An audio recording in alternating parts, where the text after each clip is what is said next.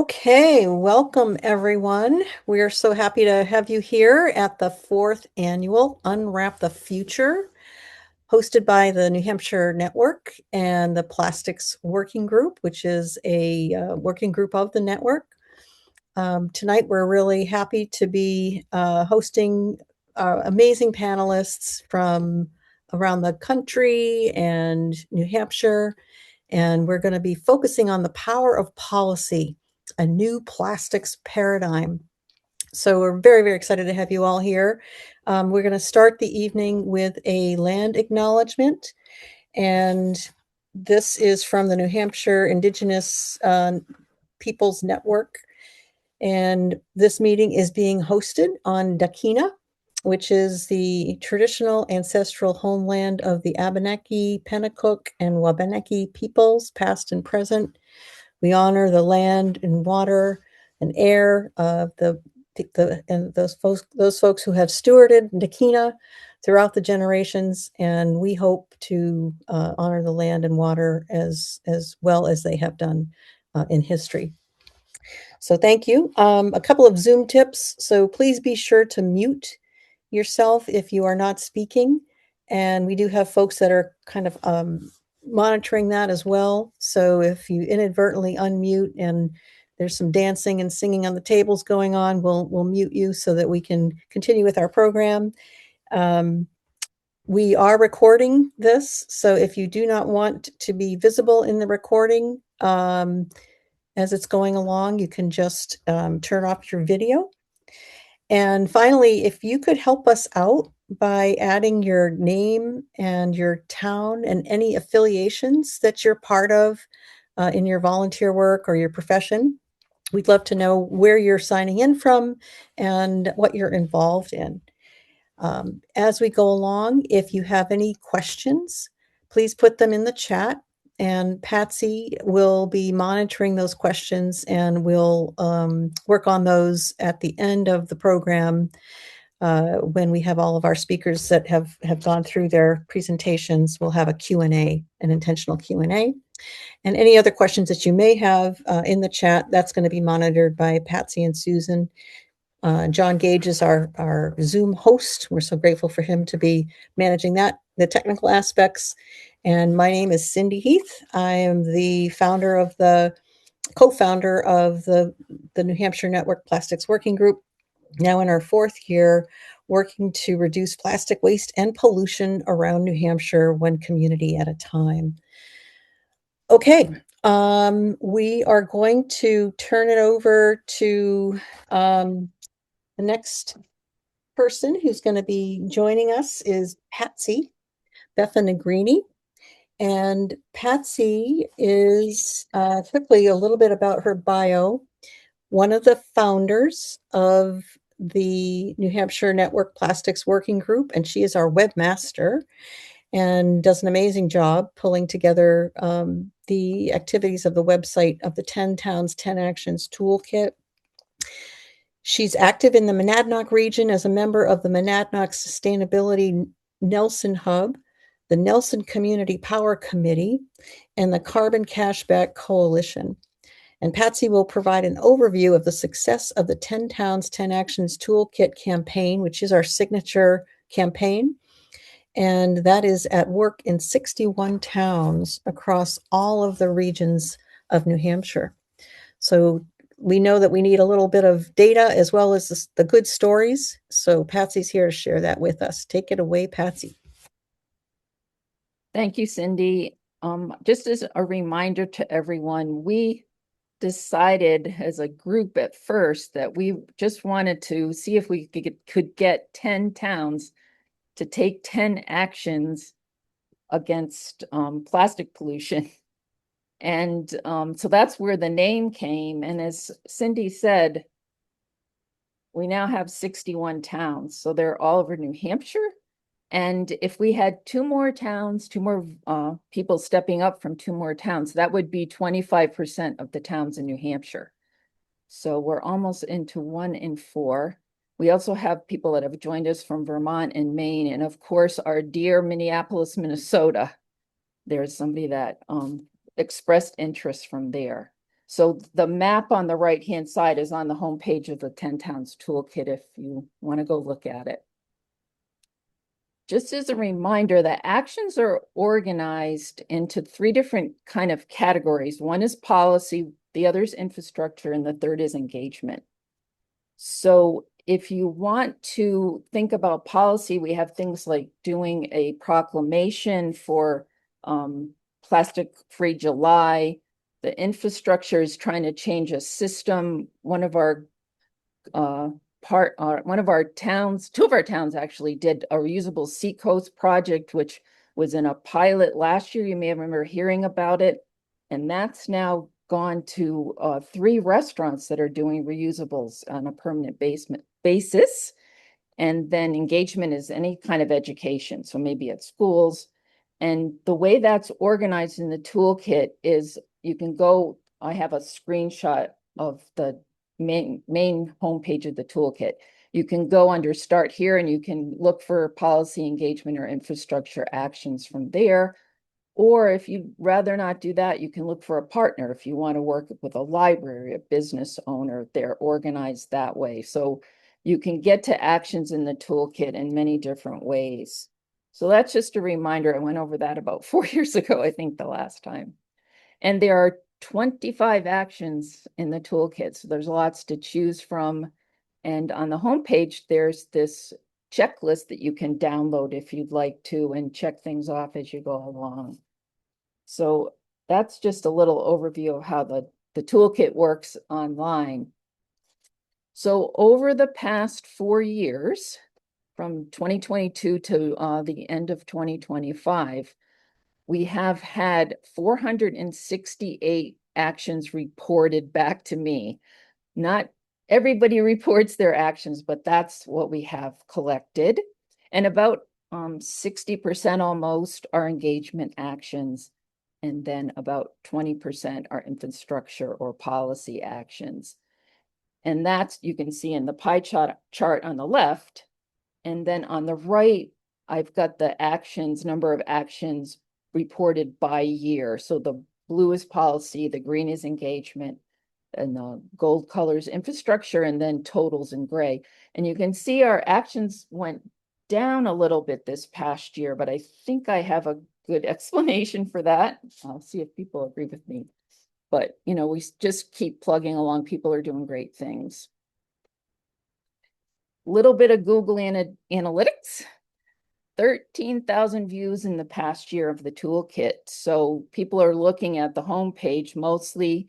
A lot are looking at Say No to Plastic Bags. You're going to hear more about that tonight from a couple of our members. We have a plastic pollution book list that seems to get lots of hits every year. And there are other pages on the website that get visited quite often.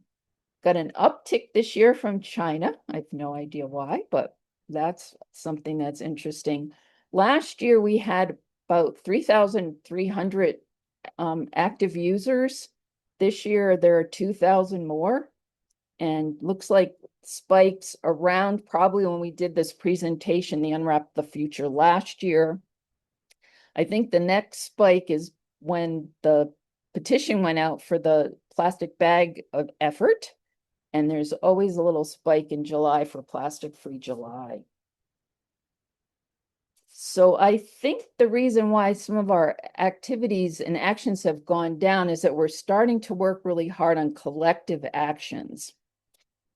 So one of those is the Mesh Bag Mom project. So 32 volunteers have sewn more than 1,200 organic cotton prose bags. They've been distributed in 6 stores and at many tabling events in New Hampshire and Vermont.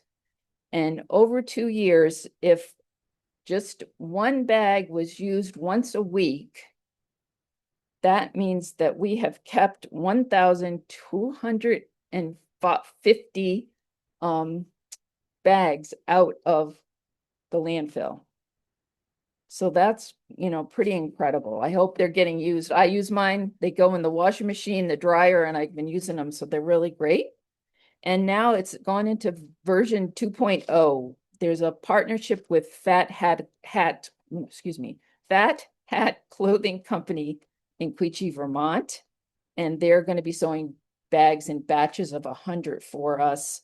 And that has been funded by the New Hampshire Charitable Foundation, the Hanover Food Co-op, Community Action Works, and Sustainable Lebanon.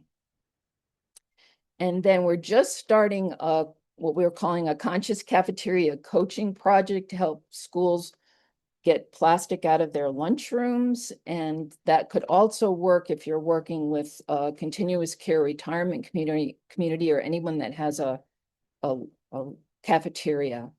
And Cynthia Walter will be talking more about that later on. And then we have a big effort about trying to get people to rethink plastic bags, plastic-free grocery checkouts. And we have lots of support. All the different organizations that are part of this project are over there on the bottom right-hand corner.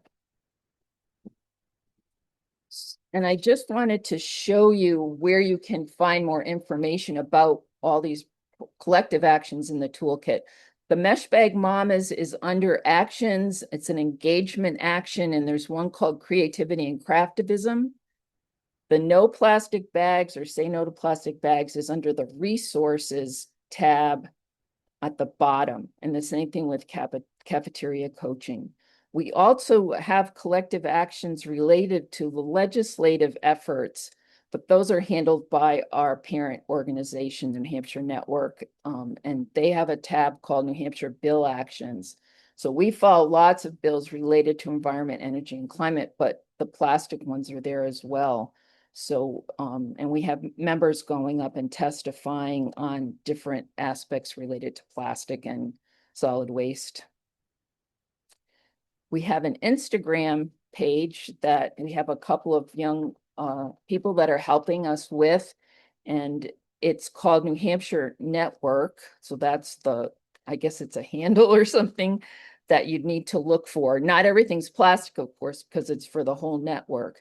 But we have now, today I checked 204 followers, so we'd like to get that up a little bit higher. So that's pretty much all that I have. The URL address is the number 10 and then towns.org. You can reach me at newhampshireplasticwaste@gmail.com. And I just put one of the pages up that has the quote from Arthur Ashe, because we're all volunteers. We really don't have too much funding, so we do what we can. So it says, start where you are, use what you have, and do what you can. So thank you very much, and I will get off my sharing if I can. Fantastic. Thank you so much, Patsy. And again, if you have questions for Patsy about all that wonderful data, please put it in the chat and we'll address it a little bit later.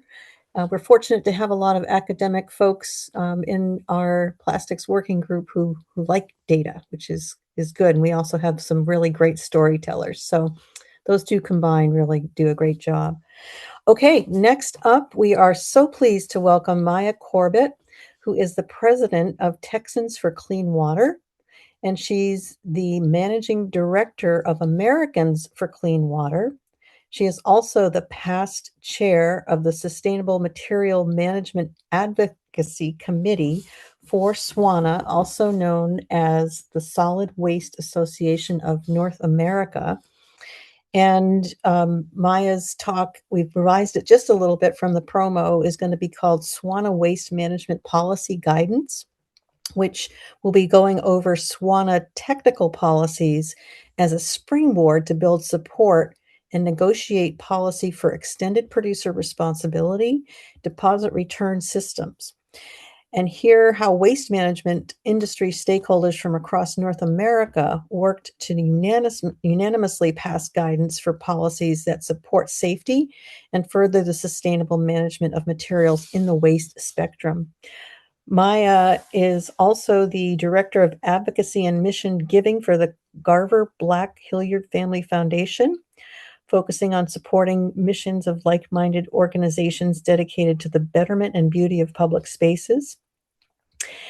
The Texans for Clean Water works to promote solutions to waterway litter and illegal dumping through research and policy.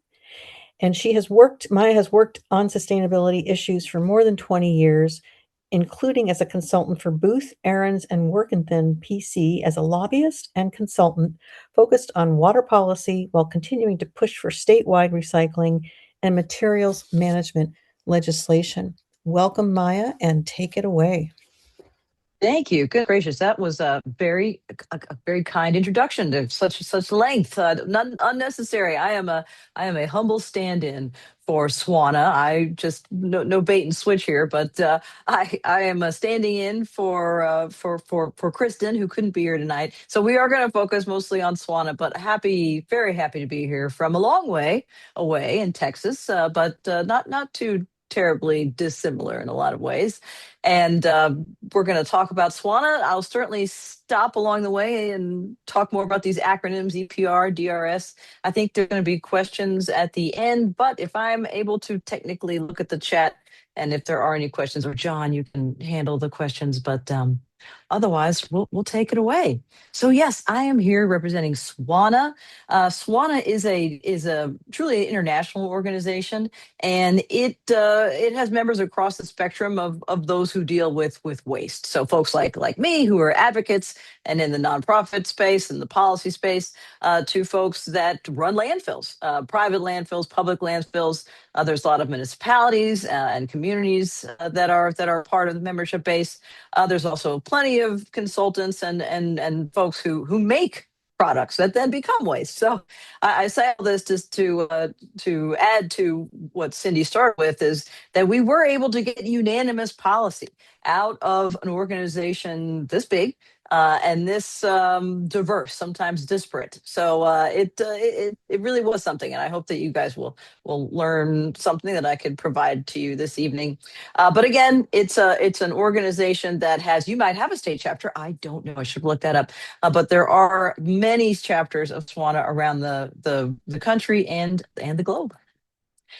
And oops.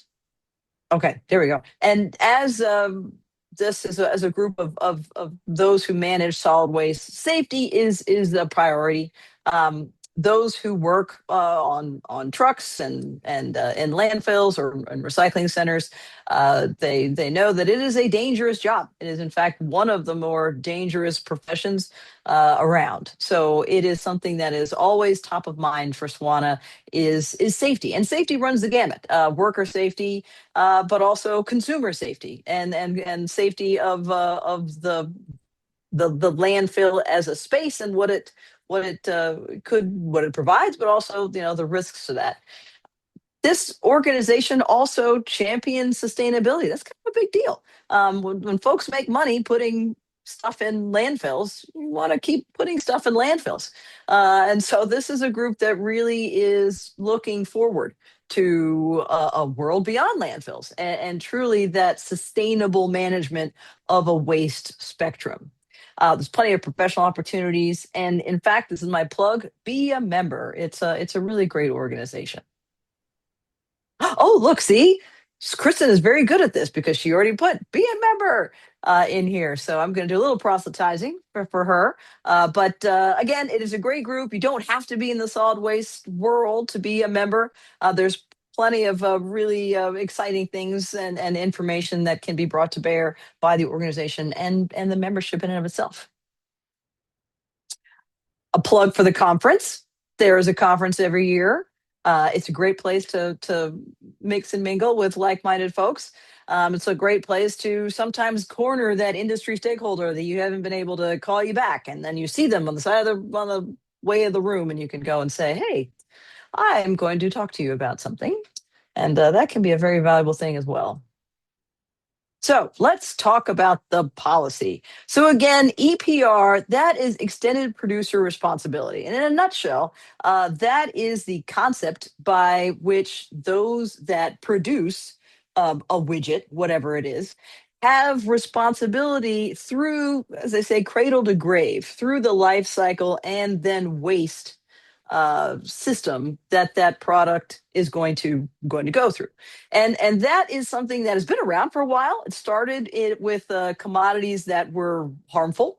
You all might remember about 20 years ago, maybe less than that, there was a big scandal about electronic waste and how electronic wastes were being put on ships and shipped overseas and dumped on beaches. And there was quite an outcry. And so extended producer responsibility came to Texas, of all places, and laws and policies began to formulate to have those who produce electronics, computers, take responsibility for that end of life management, and that continues today. We've seen it in paint. Paint. Golly, I don't know how many gallons of old paint we all have in our garages, but paint is one of those difficult wastes to handle. So having producers take responsibility on those costs, that is something that many states are looking at.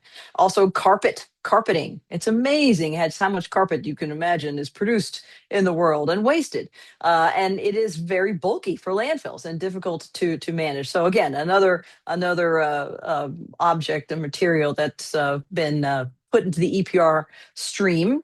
Recently, we've seen packaging, paper and plastic, kind of the spectrum of consumer packaging being brought to the EPR policy space. That's very interesting. Some of your neighboring states in the Northeast are looking at EPR, past EPR, as in Maine. They just did that, and so that's very interesting. Some of the first states to have EPR come online are just getting into the rulemaking and the fee setting. So it should be very interesting to see how the producers are going to, frankly, pay for the waste that their product becomes. So that's really one of the impetuses for EPR is the funding mechanism to pay for the system.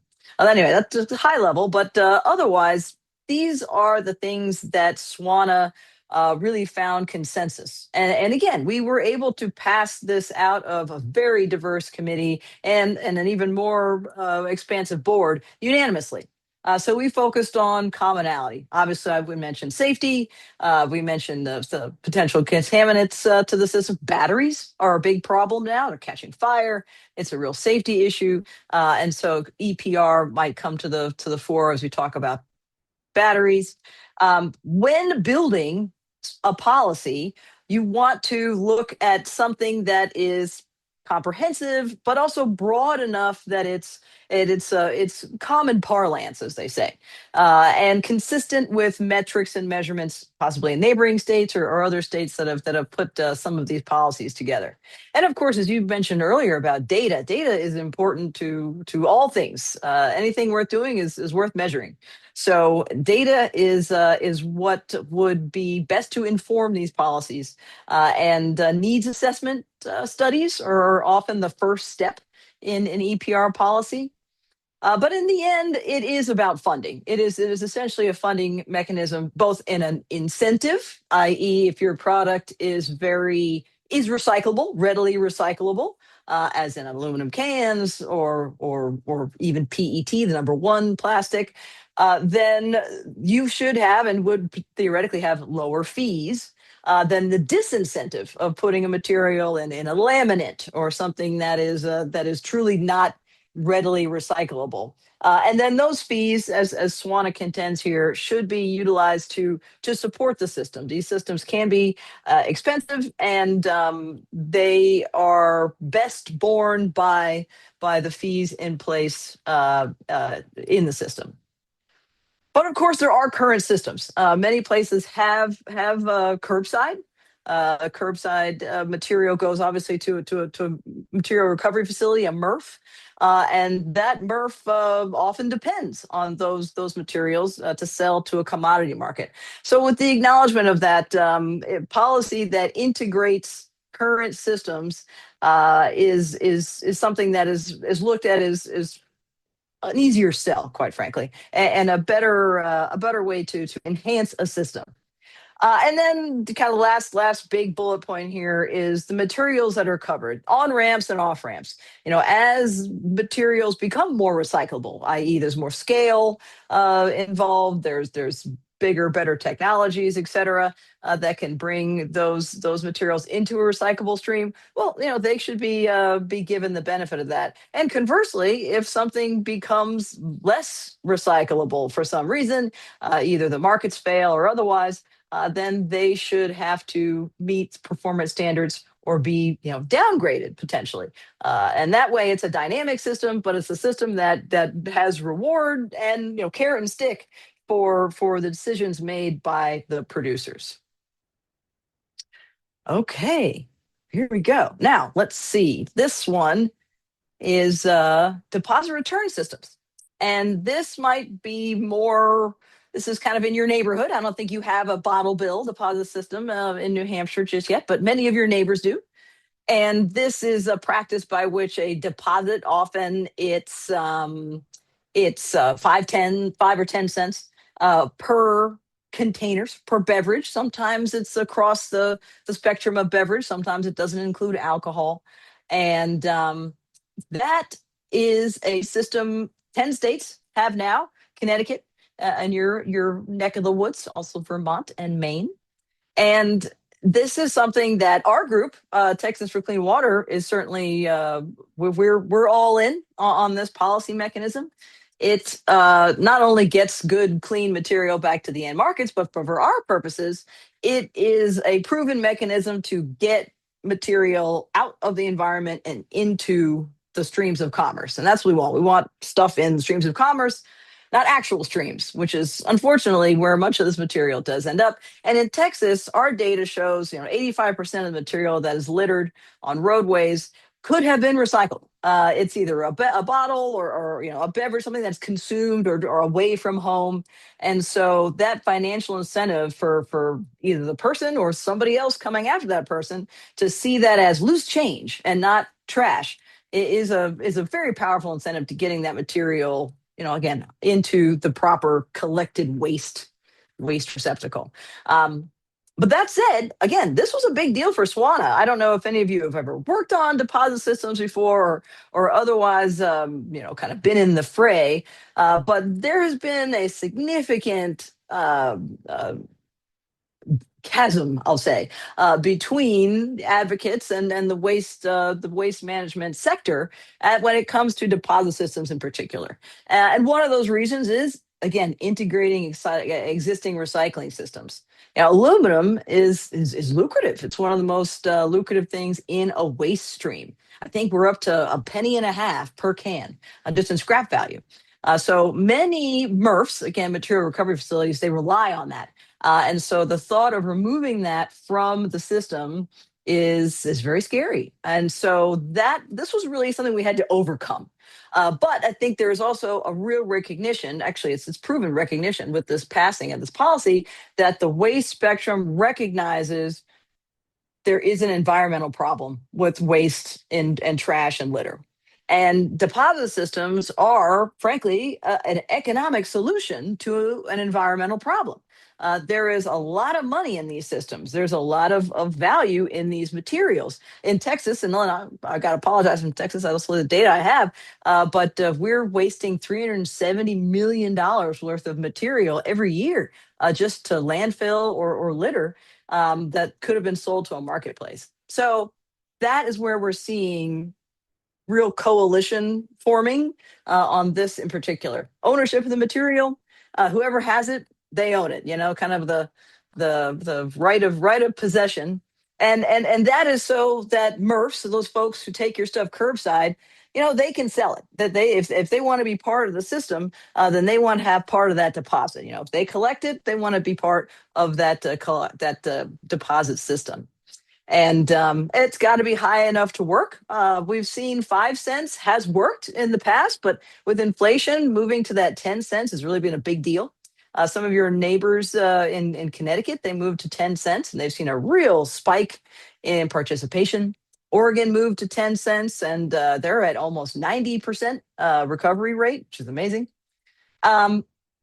Self-sustaining, that's important. I'll bring up Oregon again. Their system is self-sustaining. They use no taxpayer dollars. It's run by a nonprofit. The scrap value, fees to the producers, distributors in their case, and those unredeemed deposits, those all go to run the system. And they use different site selections, utilizing not just groceries. That's important. Groceries have been a consistent opponents to deposit systems. unfortunately, because of some of those concerns. And again, this also goes to EPR container design. You want something that is recyclable. If it's too small, it goes through the system. It doesn't. It just goes straight to the trash. If it's made of some kind of crazy laminate or it's got some funky, little sleeve on it, that's going in the trash. Again, safety and that's a really important thing to Swana. That goes without saying. And system integrity. I will also just point not a wagging finger, but a finger to your friends in Connecticut. They are as they went to a 10-cent deposit system. They're getting more potential infiltration from New York and some places that are at a 5 cent. Designing a system that accounts for that is also something that Swana highly recommends. So I think that's it. Follow Swana on all of these fantastic social media options. But my real takeaway is that Swana is a group that has traditionally been opposed to EPR and DRS, and a lot of the members of Swana continue to have reservations. And I would encourage anyone who's looking at these policies to look at this at Swana's guidance as a way of saying, hey, listen, this has been vetted. It's been vetted by this group and all these stakeholders. And if they say they can do it, why can't you? And that was important in Texas. Again, we're a very different state, but we got a deposit system all the way to the floor of the House this last session. We had 8 Republicans sign on. We had 14, I think, total legislators. So it was a totally bipartisan effort, and we really hit the spectrum. In Texas, we have very far on either side, and we really got a diverse political spectrum because people remember doing it. It makes sense. It lowers overall costs, and people want a cleaner, a cleaner environment. So I will stop there. I will say thank you for listening to me prattle on. And I think I hit my time, but if not, I apologize. You did it perfectly. Thank you so much, Maya, for your energetic presentation. And I know a lot of us are not familiar with SWANA and the technical guidance. It's really great to know that so much of the work that has been done has been, like you said, has opposite ends of the continuum involved in coming to agreement, which is a brilliant model. So looking forward to hearing more about that and trying to implement something similar here in New Hampshire.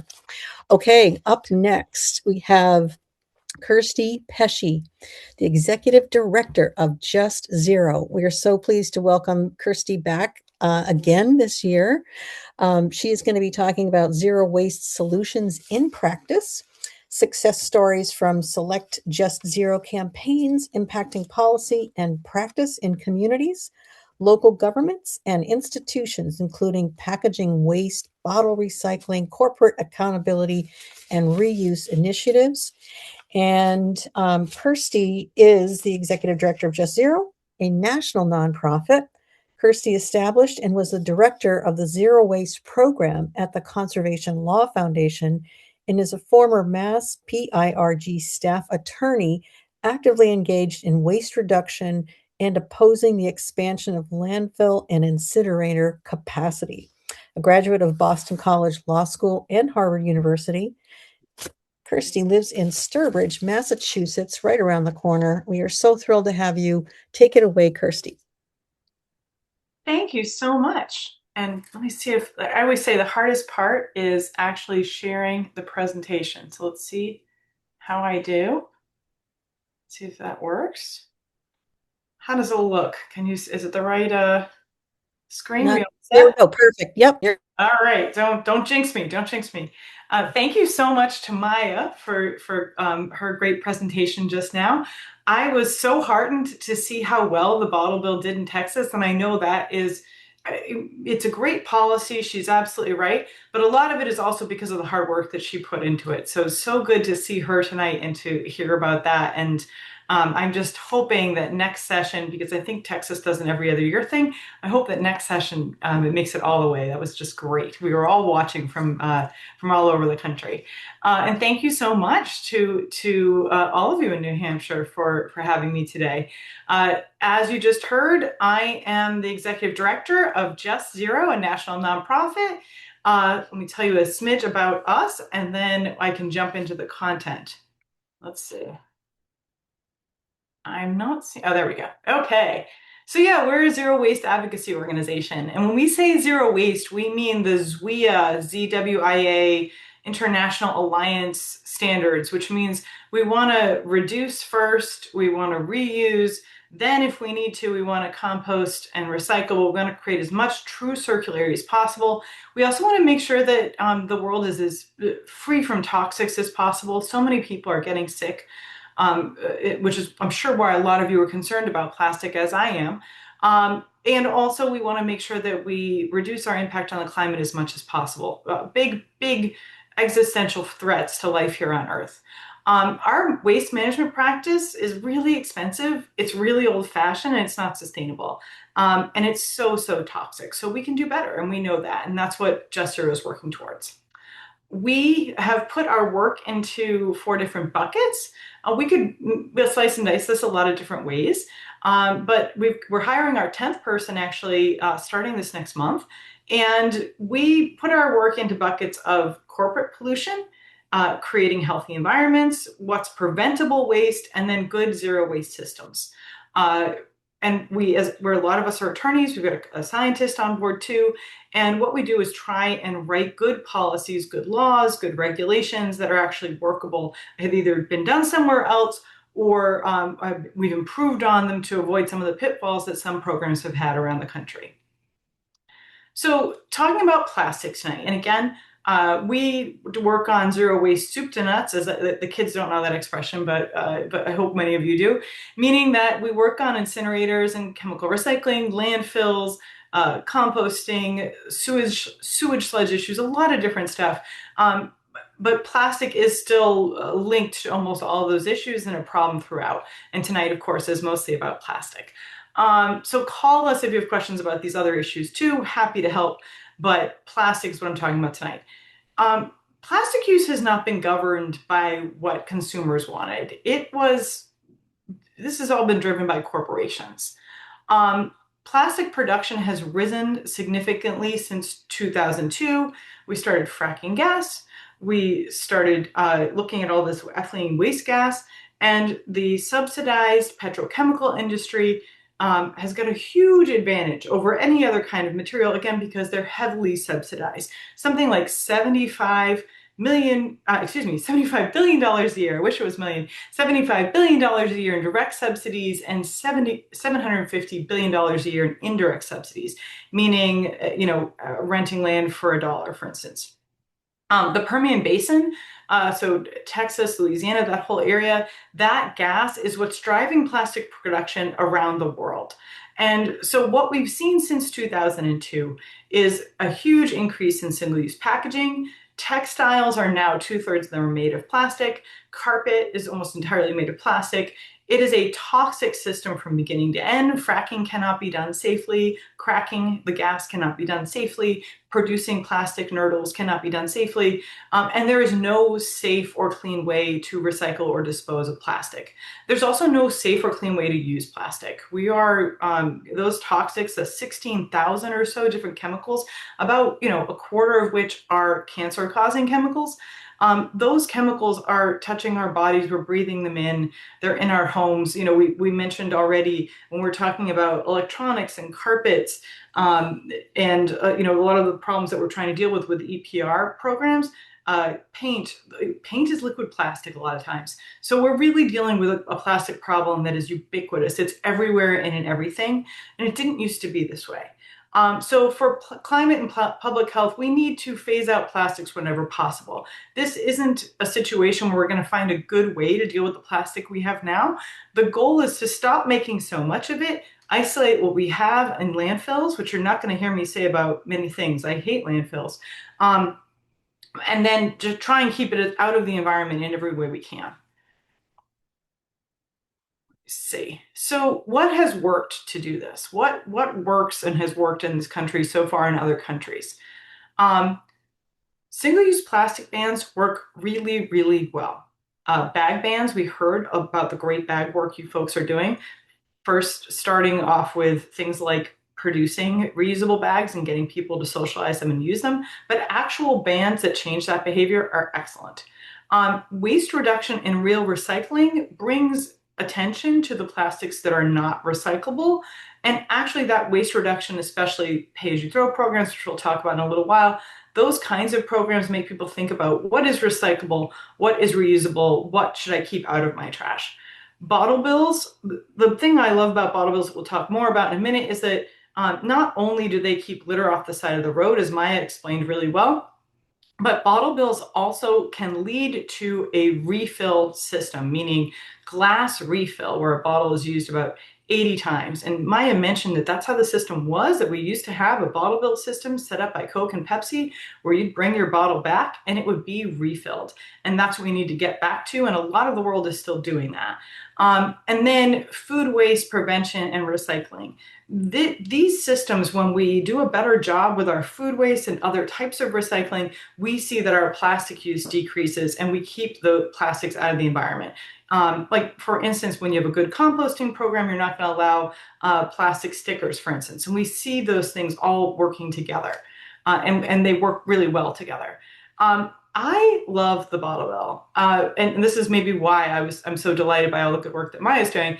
The bottle bill is one of the best ways. As Maya said, it's an extended producer responsibility system, meaning that the industry, not just Oregon, but each one of the 10 states that have bottle bills in this country, the industry pays for the handling of the bottle. In other words, in Oregon, the deposit does, but as stated before, it's not based on taxes. You're not paying for that. The industry pays for the movement and collection of that bottle. The deposit, which is something that a lot of other EPR systems don't have, extended producer responsibility systems don't have, the deposit, that incentive to get people to bring it back, whether it's 5 cents in some places or it's going up to 10 cents as it did in Connecticut, Oregon, other places. You want it to be adjustable, so it continues to encourage people to bring that bottle and can back. And when that happens, you can get up to 98% redemption, the way we have in Germany, for instance. And again, once you get to that level of redemption, you actually can refill these bottles and use them over and over again.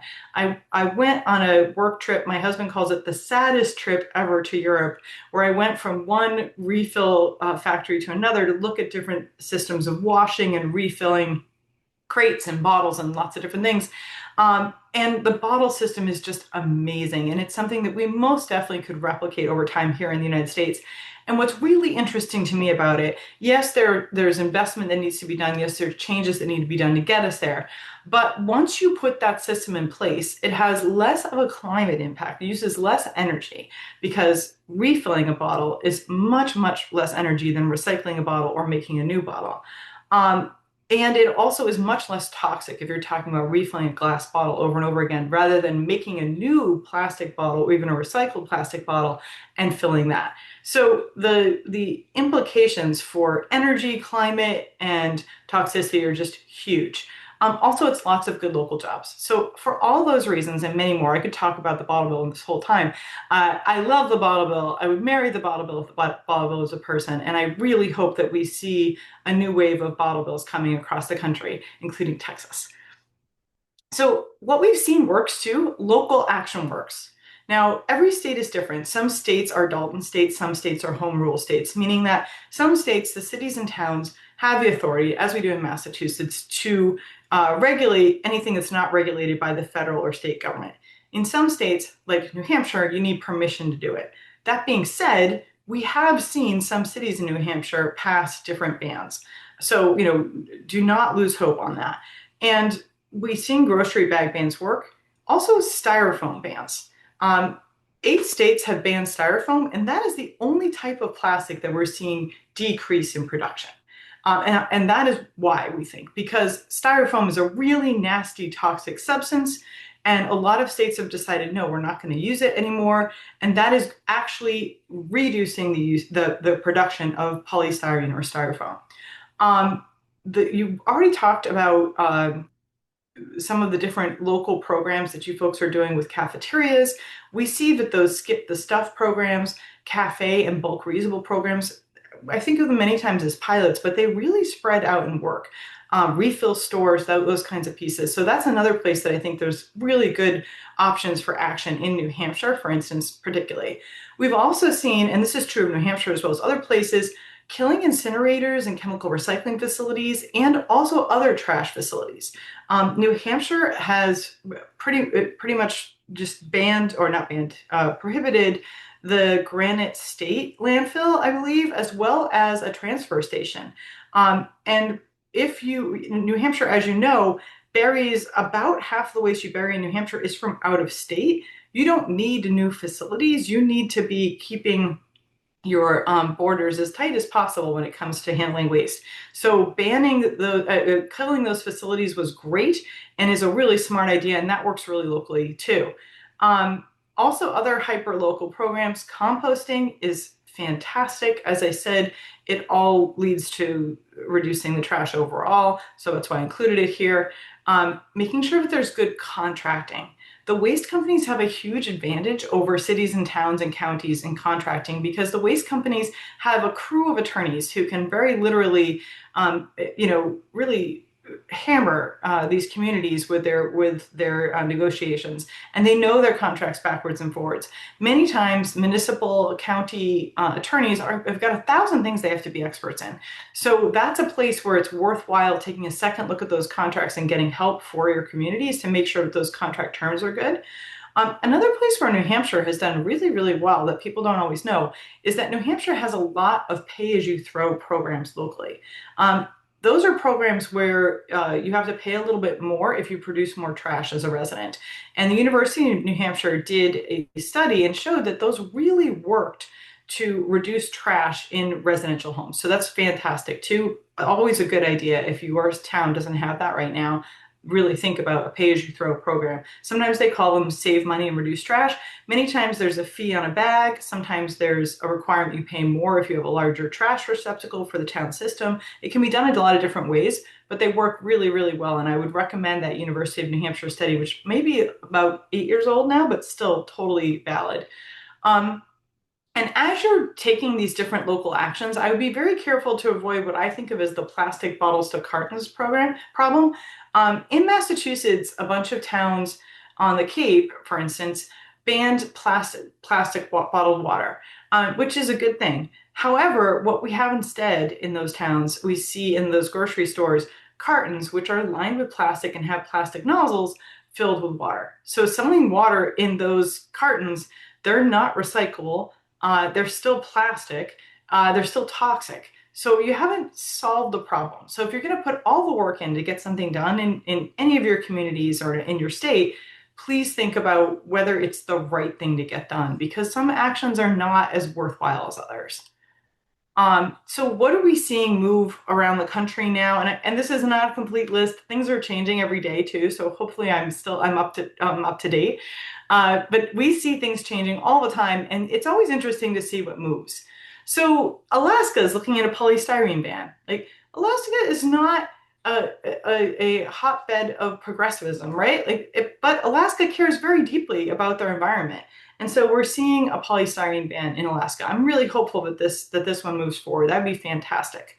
Another thing that I think is really interesting is that, as Maya said, we are seeing extended producer responsibility where the producer pays for packaging systems. I believe it's 8 or 9 states now, I forgot. And many of them are doing, as Maya also mentioned, studies to figure out what the need is and needs assessment.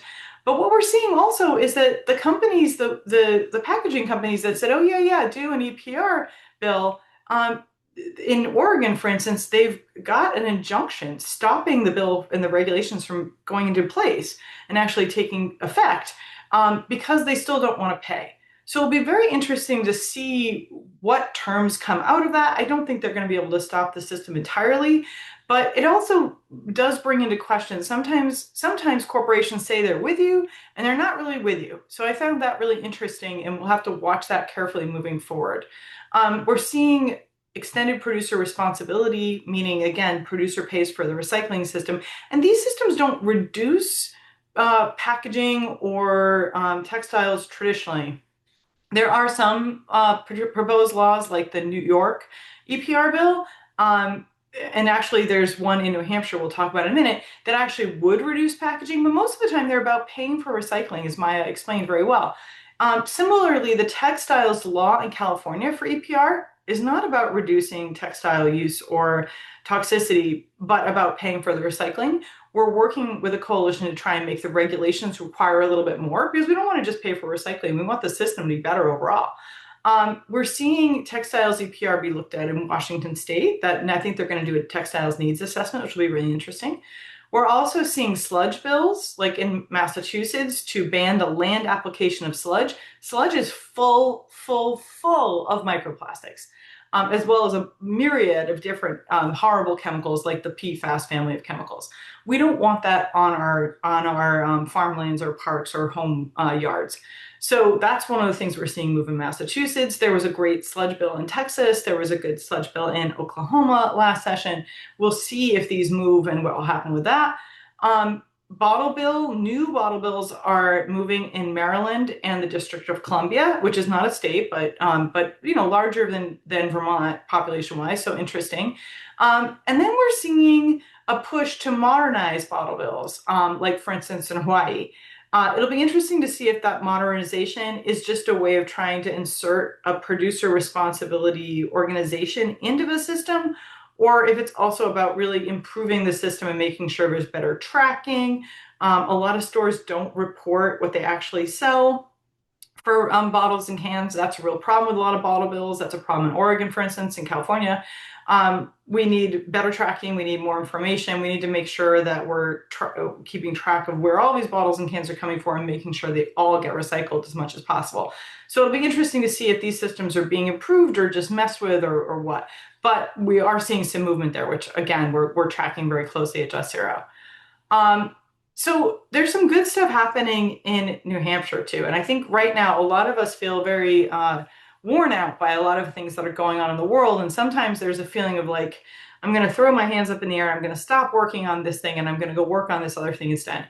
And I think it's really important that those of us who have done this work, especially the people like you guys who have done this work the last 4 years in New Hampshire, the 10 actions in 10 communities, it's important to raise our voices and keep working on the things we've been working on, because we don't know when these things are going to loosen up and open up. First thing, New Hampshire has a really cool bill right now that bans the pumping of water in New Hampshire from being bottled in plastic bottles. This really kind of gets to the heart of two problems. One, regular water being sold as if it's different than regular tap water, and water resources that should belong to the communities being used this way to make money instead of support the communities. Our water is going to be more and more of a scarce resource, clean water especially. So that's really interesting to me. That's a really neat bill. That's one I'm keeping an eye on. I'm going to read that and make sure I understand it, because we might be recommending that other places. That's wicked cool. Especially out west, that might be something that would be considered very sexy in places where we have real scarcity of water. You also have a really awesome extended producer responsibility for packaging bill, much better than the bills that have passed already in the rest of the country, much more like the New York State bill that has not passed yet, but hopefully will pass this year. It requires a reduction in plastic as well as in toxicity, as well as paying for the recycling system. So it is really cool. I'm hopeful that it has some legs in New Hampshire, and I think it's really great that it was proposed. And then also there is a sludge bill. I haven't seen the final terms on this. I think that this sludge bill is in negotiation still. I could be wrong. I do know that Laura Orlando, who works for Just Zero, has been commenting on it, and I believe that there is a hearing, I want to say I believe tomorrow, the 10th, on that. So so some really, really awesome things happening in New Hampshire at the state level too. And that's it. So please follow us. We did just quit our Twitter account, but I couldn't get the little bird off of our slides. So I apologize for that. And please follow us. Please, reach out if you need anything, if we can be helpful. If you become a member, if you go into our website or if you scan that QR code, then you can get our newsletters, which are only once a month, but they can give you an idea of a lot of the stuff and whether it moves forward. And if we see if some of these bills have legs, which I'm really hopeful that they do, because there's a lot of great ideas here.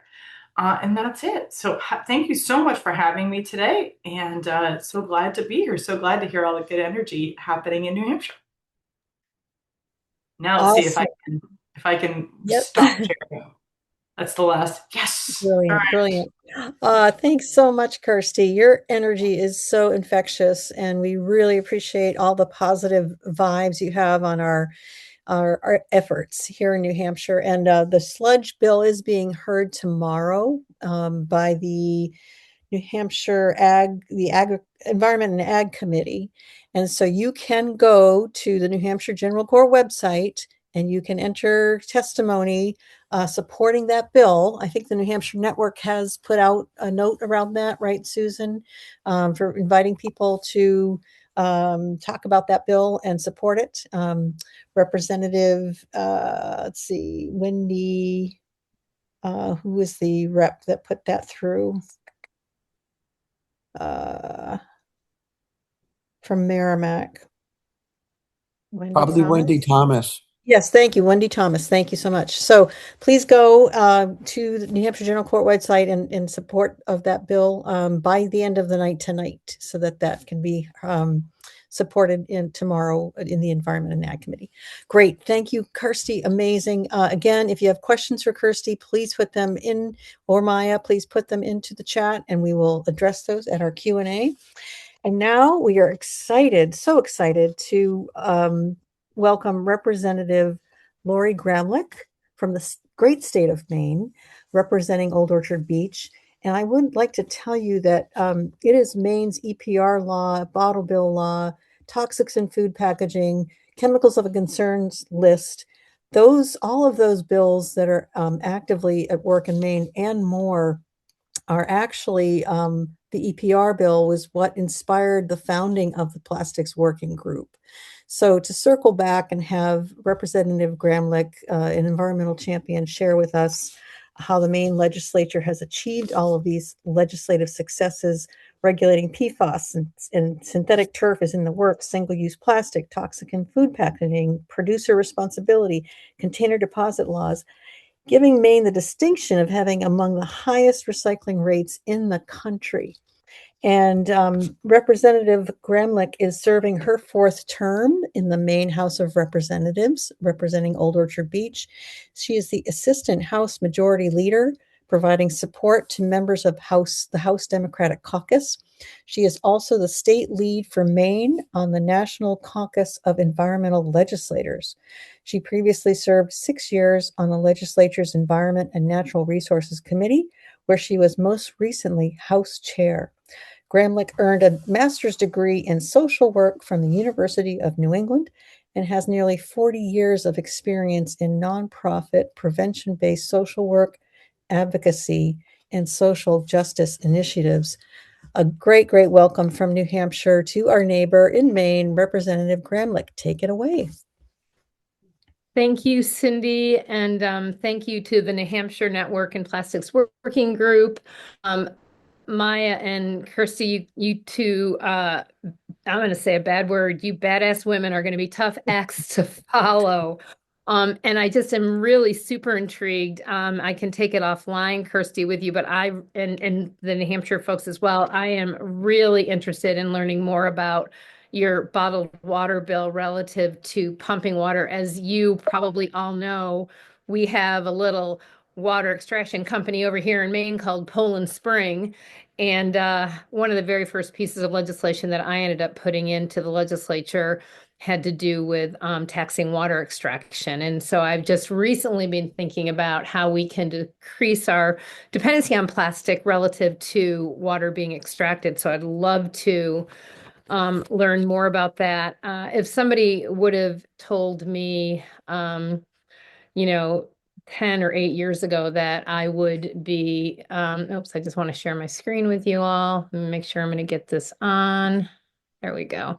If somebody would have told me, 8 years ago that I would be uh, doing this kind of work relative to anything relative to the environment, I would not ever, ever have believed it. Um, so yet here I am, and I'm very, very glad to be here. I'm going to talk about a number of initiatives. As a sidebar, I will tell you, while I do have my master's degree in social work, I can tell you when I first started serving on the Environment and Natural Resources Committee, I heard people talking about MSW, which of course, at the time, I thought, wow, I didn't know there was such a great connection between what's happening in the environment and my social work degree when I realized they're indeed talking about municipal solid waste. So that was just a little sidebar anecdote that I really was quite amused on. So I'm going to talk about a number of initiatives that we were able to embark upon in the state of Maine. We've done a lot, and sometimes when you're working in it, it doesn't seem like you've done all that. But I want to kind of start with what we've done relative to PFAS. And what we had in Maine really was what I'd like to call an unfortunate perfect storm. When I first got elected in 2018, I was on the Environment and Natural Resources Committee, and it was right around that time frame, 2019, 2020 or so, that we had it had come to our attention in the state of Maine that a dairy farmer in Arundel, Maine, which is just a couple towns over from where I live, had received some information from the Kennebunkport Water District where he was getting his water supply, that there were high levels of PFAS in his water. Now, his name is Fred Stone. He didn't know what that was all about. For 25, 30 plus years, he was told from the Maine State Department of Environmental Protection that it was perfectly appropriate and acceptable to spread sludge on his farmland because it was great fertilizer. And of course, knowing what we know now, we didn't realize that sludge was extremely contaminated with PFAS. And so Fred had to end up euthanizing over half of his herd, which was just incredibly, incredibly sad story. He actually came before the committee that I served on a number of times. And one time he came for one of the bills that I sponsored. It was during COVID. We were all on Zoom, and I'll tell you, there wasn't a dry eye on the screen. The PFAS levels that Fred and his wife have are 400 times more what is normal. We all have PFAS in our systems, unfortunately. As you all may know, PFAS is dubbed forever chemical because of the long chemical strains, and they just really never ever break down. And so what the industry has been doing is deviating ever so slightly from some of those chemical strains, but PFAS is in everything. It's our Teflon pans. By the way, when I learned about this, I got rid of all of my Teflon pans. I use only cast iron now. PFAS is in, it's in our carpets, it's in our fabrics, it's in our outdoor wear. If the water beats up on your jacket when it's raining, that's probably because of PFAS. I was even really sad to learn PFAS is even in dental floss. So I knew, when we learned about Fred Stone's story, from my perspective, being a social worker and working in public health and working as an advocate for children, I knew that we really had to jump into to work on how we were going to address this terrible issue. At the same time, we had a new governor, Governor Janet Mills, who, she was hearing about all of these things that I'm sharing with you in real time as well. And she was proactively taking the initiative to develop a task force to really study and look at PFAS. What is it? We didn't really at the time realize even how pervasive it was. So all of these things are happening kind of all at once. We're learning more about PFAS with our farmers and our farming industry. The governor has convened a task force. We on our committee are learning more about it. And we were able to really, I think in the state of Maine, get a really quick handle on the implications. I mean, Maine, very much like New Hampshire and a lot of New England states, we are a rural community with a lot of farming in our community, and our farming industry is one of the cornerstones, along with, our fishing industry, that we really rely upon and depend upon. So one of my colleagues, Representative Bill Pluker, who was the serving on the Agricultural Committee, he has been House Chair of that committee for the last 3 terms. He's a farmer in his district, and he had also heard about all of these terrible things happening with PFAS as we were all learning about that. And so during the 130th legislature, we were able to put in a series of bills, a suite of bills relative to addressing PFAS. Representative Pluker spearheaded a series of bills relative to pesticides and agriculture, other bills, and it's got a whole list, and I certainly won't remember them all.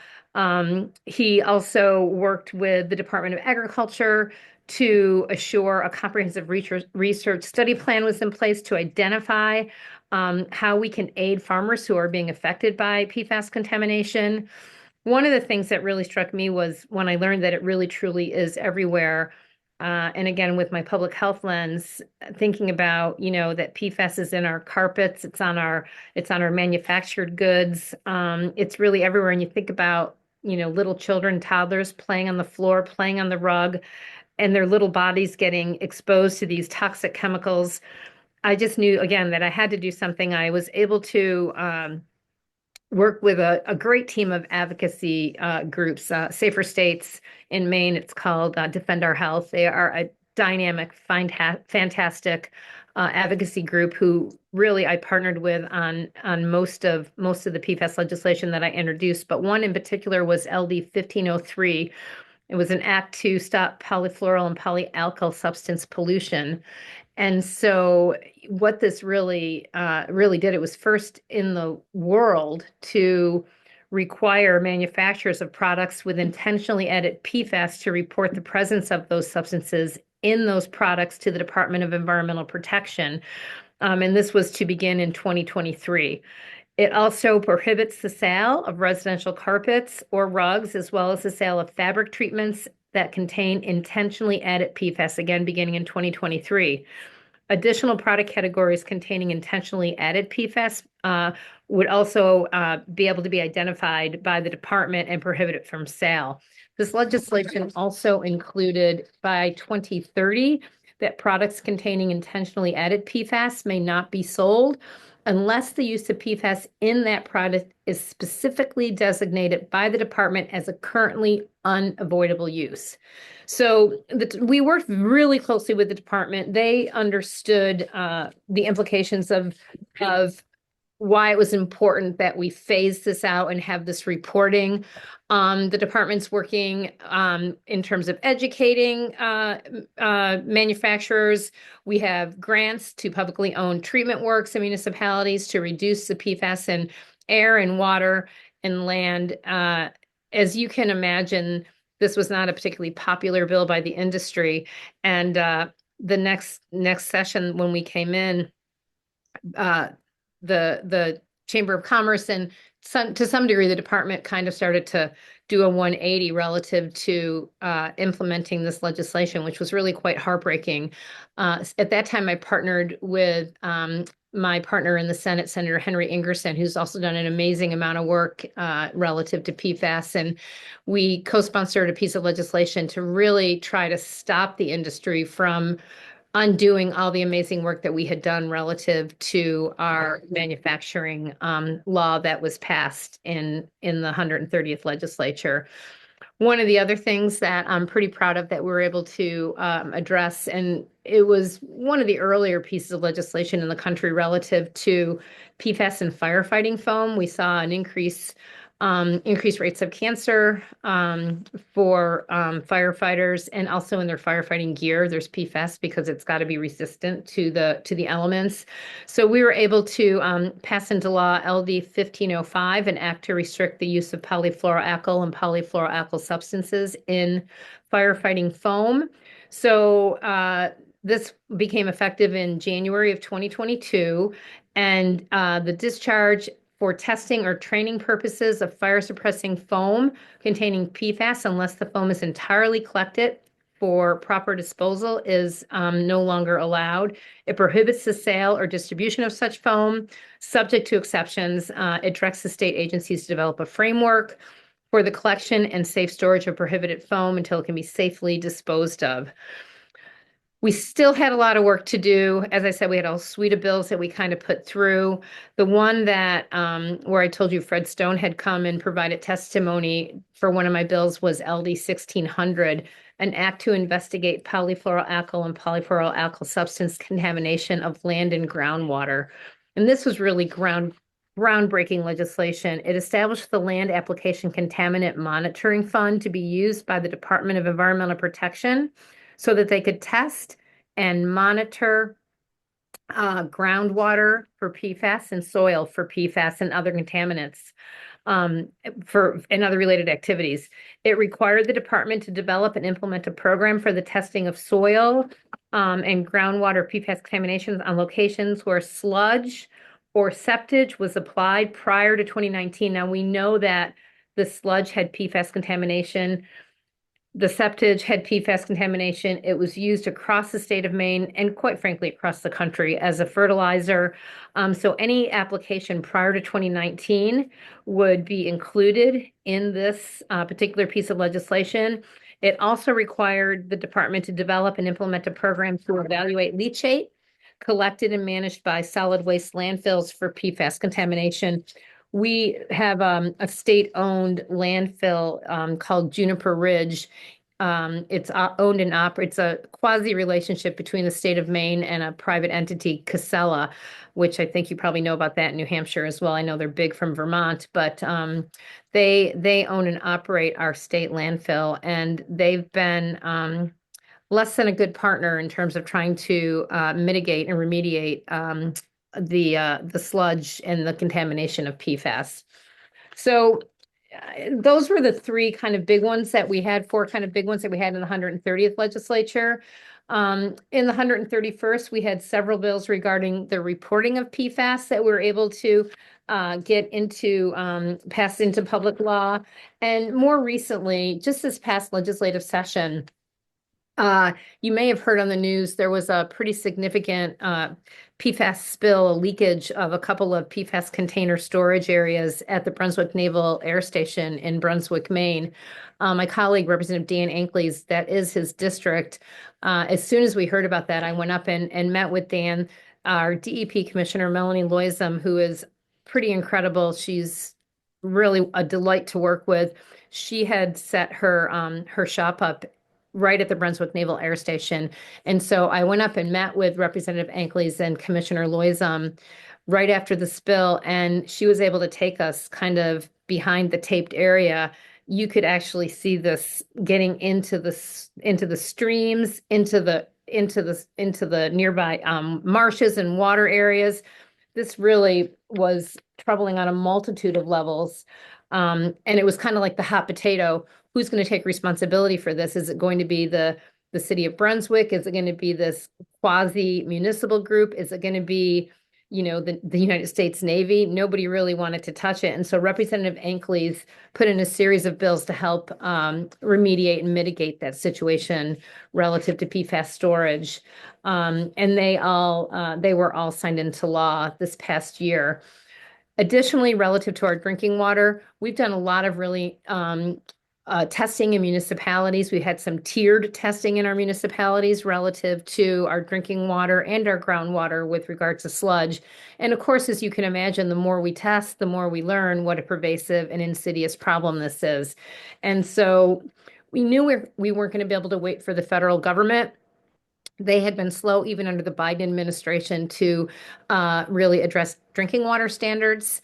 And my colleague in the legislature, Representative Dan Shigori, who serves on the Health and Human Services Committee, had a piece of legislation, LD 1326, which is entitled An Act to Protect the Drinking Water for Consumers of Certain Water Systems by Establishing Maximum Contaminant Levels for PFAS.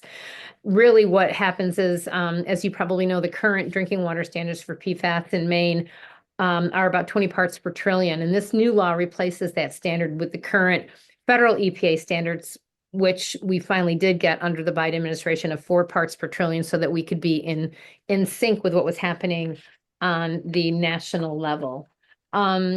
Just trying to check my time here. I'm going to move right ahead to talking about keeping toxic chemicals out of our environment. There was one of my colleagues, Representative Jessica Fay, had a piece of legislation, and it was in the 129th legislature, LD 1433. It was an act to protect the environment and public health by further reducing toxic chemicals in packaging. So that was our packaging law. Very innovative. It was right at the beginning when we were learning about PFAS. And essentially, what this particular piece of legislation did was revised. The revised law includes a chemical listing process for the purposes of assessing chemicals currently used in food packaging and replacing those chemicals with safer alternatives when they are available.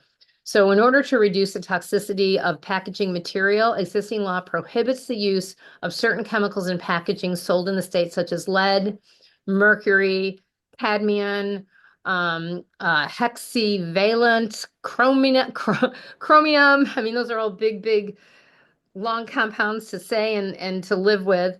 In addition to the prohibition of these chemicals, new sections of this law have been added that affect which chemicals can be used in food packaging. So starting in 2022, we are also food packaging in Maine could not contain intentionally added phthalates, for example. As of May of 2026, certain food packaging in Maine cannot intentionally contain PFAS as well, which I think is fantastic. And as you look at this picture, that is about a mile from my home. That is the pier, the lovely pier in Old Orchard Beach, Maine. So I'm very happy that I've been having this opportunity to work on the environment and protect such a beautiful natural resource. I want to just get ahead to our extended producer responsibility law, first in the nation, extended producer responsibility law. We became first in 2021. You've heard about EPR. As you know, the program's purpose is to reduce the volume and toxicity and increase the recyclability of packaging material. My colleague at the time, I think she and I got sworn in together, representative at the time, Nicole Grahowski, she's now state senator out of Ellsworth, Maine. She was instrumental in spearheading, under her leadership, the extended producer responsibility law that we appreciate in the state of Maine. We know that it saves taxpayers money, it reduces waste, and it protects our environment. And one of the things that we were able to do with our EPR law was give the department the autonomy and flexibility to add additional product areas into our EPR law.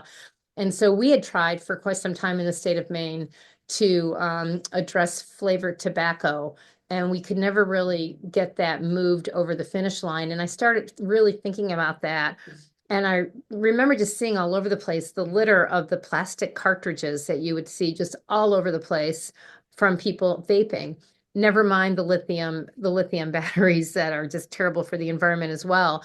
And so I, after consulting with our wonderful Commissioner Loizum, because they had the opportunity to add an extended product area, I put in a piece of legislation that product area would be the plastic cartridges that are used in vaping and the lithium batteries.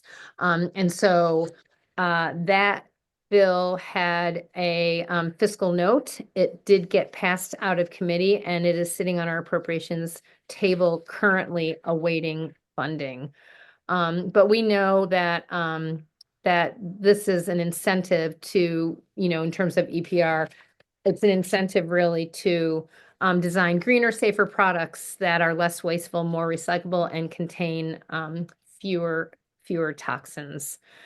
Our bottle bill, again, in 1976, our bottle deposit law became effective. We were actually the third state to enact a beverage container deposit program, as we commonly call it, the bottle bill. It is really the most successful waste and litter reduction law in our state's history. And here's how it works. bottle companies and distributors collect the initial deposit from retailers, for each container sold to them. So we have 15 cents on liquor and wine and 5 cents on all other beverages. Retailers collect a deposit from consumers at the time of purchase, reimbursing them for initial deposit they pay to the distributor.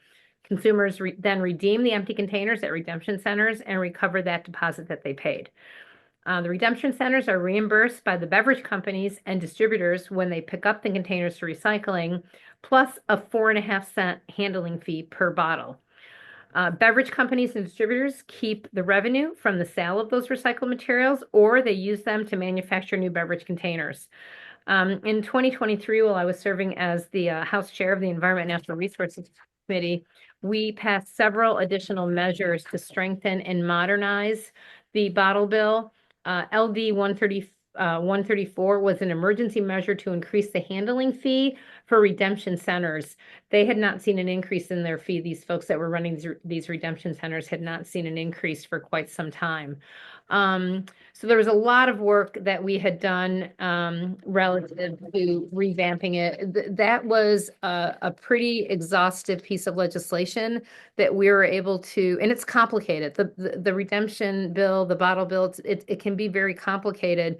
And so we wanted to make sure that we were going to get it just right. We made sure that we had advocates at the table, that we had all stakeholders at the table, and we really wanted everybody's input so that we could make sure that we were going to get to a place that was going to meet the evolving needs that we had in the state of Maine and keep our bottle bill and the integrity and fidelity of it intact. We've done a fair amount of work kind of looking forward. I've got a couple of bills that are waiting, the vape bill, the plastic vape bill, the EPR that adds that extra product category for vaping. We're waiting to get funding for that. I also have a bill that is also sitting on the table, the appropriations table, awaiting funding. It's LD 1177, and it would address the impacts of harmful impacts of artificial turf. The initial piece of legislation I put in would be to do an outright ban on artificial turf because of the microplastics, all the chemicals that are included. And we have our kids, and adults, but kids playing on this artificial turf. We had the bill, the committee ended up amending that particular piece of legislation and has made it into a study. It's not exactly what I would have liked. I would have liked to have seen an outright ban. But to keep the bill alive, we're going to move forward with a study. I just had a conversation with our commissioner. She's helping to secure potential funding and has connected us with the University of Maine PFAS coordinator, and she is preparing to work on some budget options that we might be able to look at so that we can make sure that we can get the study off of the table and get it moving forward. The other piece of legislation that I tried to get forward this particular session, we're in our short session, so we have to justify legislation as being an emergency and why is it an emergency. And I had a pretty ambitious omnibus plastics bill that would include closing. We have a plastic bag ban, but there's a loophole in that particular piece of legislation where we don't have included single-use 4 milliliter thickness, or just a little bit thicker than what we're seeing at other, when you go to your I don't know if you have Hannaford's or Shaw's or whatever you have. These are a little bit thicker, and so this omnibus bill would include closing that loophole and banning those thickness of those plastic bags. It would have a component for skip the stuff.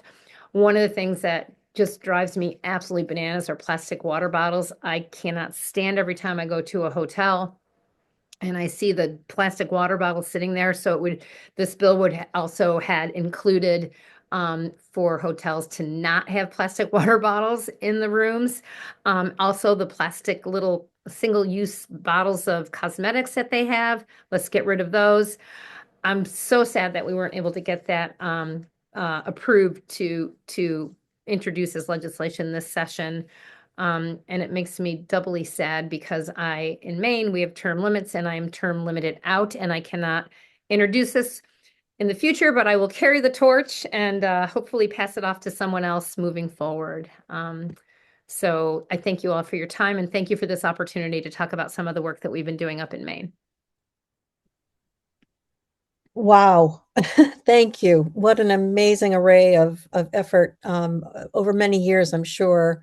So we in New Hampshire are very inspired, of course, by everything that you've accomplished in Maine and continue to accomplish. And so we are just more than thrilled to have you have joined us tonight and share all of your amazing work. So thank you so much, Representative Gramlich. Thank you for the opportunity. I appreciate it. You bet. You bet. Okay, next up, we're excited to introduce two of our members who are going to do short presentations on some of the collective actions that you heard about from Patsy. And first, we have Susan Richmond. We're going to segue right into the No Plastic Bag Please campaign that Susan has spearheaded over the last more than a year. And Susan is a founding member of the New Hampshire Network and a member of the Plastics Working Group. She has helped create educational programs in Durham to promote plastic reduction and composting. The Durham Town Council adopted a resolution she authored banning town procurement of single-use plastics, emergency needs accepted. She taught public school for 33 years and has met with congressional staff on behalf of Carbon Cashback. And Susan is the person that keeps us all informed through her emails, making sure that we sign up for great events like this. So Susan, welcome and take it away. Thank you. Am I talking? Yes, it's a real honor to be able to follow all these amazing speakers. Before I get going with plastic bags, I'm going to enlist all of you in a really easy action, which is to talk to your town select people or council people and ask them to put in a resolution saying that you will not do any procurement with town money of single-use plastics. There's no reason for it. All the schools now have water stations like we see at the airport, and the one exception is our firemen and our EMS and police need to have bottles for people that are experiencing an emergency. Okay, so now I'm going to shift to our campaign to keep trying not to have plastic bags in New Hampshire, and get your cell phone ready because I'm going to have some QR codes and links that you're going to want to look at. Okay, so this is like a flimsy nothing. And why are we making such a fuss about it? That was a plastic bag, by the way. And oops. Uh-oh. I can't make it move. Here we go. So the reason it is a problem is in New Hampshire, a small state, we use over 400 million bags a year. Together, they do weigh more than 5,600,000 pounds. Everyone thinks they weigh nothing, but put them together and they do. And they use more than 2 million gallons of oil to produce. They are a fossil fuel, and they're terrific emissions in their production as well as their recycling. And Kirstie, thank you, talked a lot about how they are fossil fuel and nasty beginning to end. But these bags are our low-hanging fruit because we don't need them.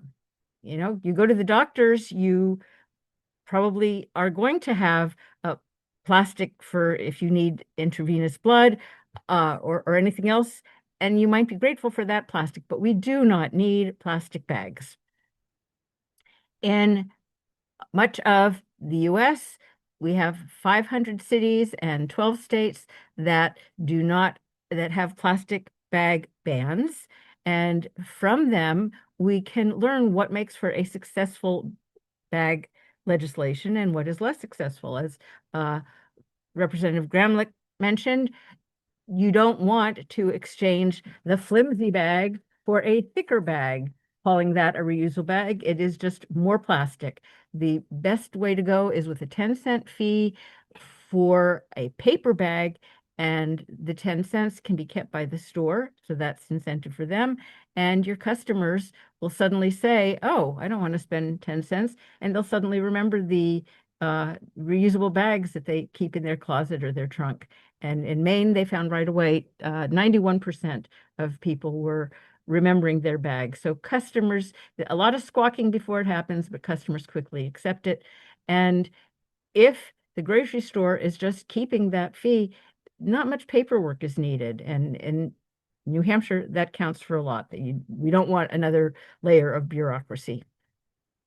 Bit of humor. This is from a bunch of really large retailers in the West Coast are putting together a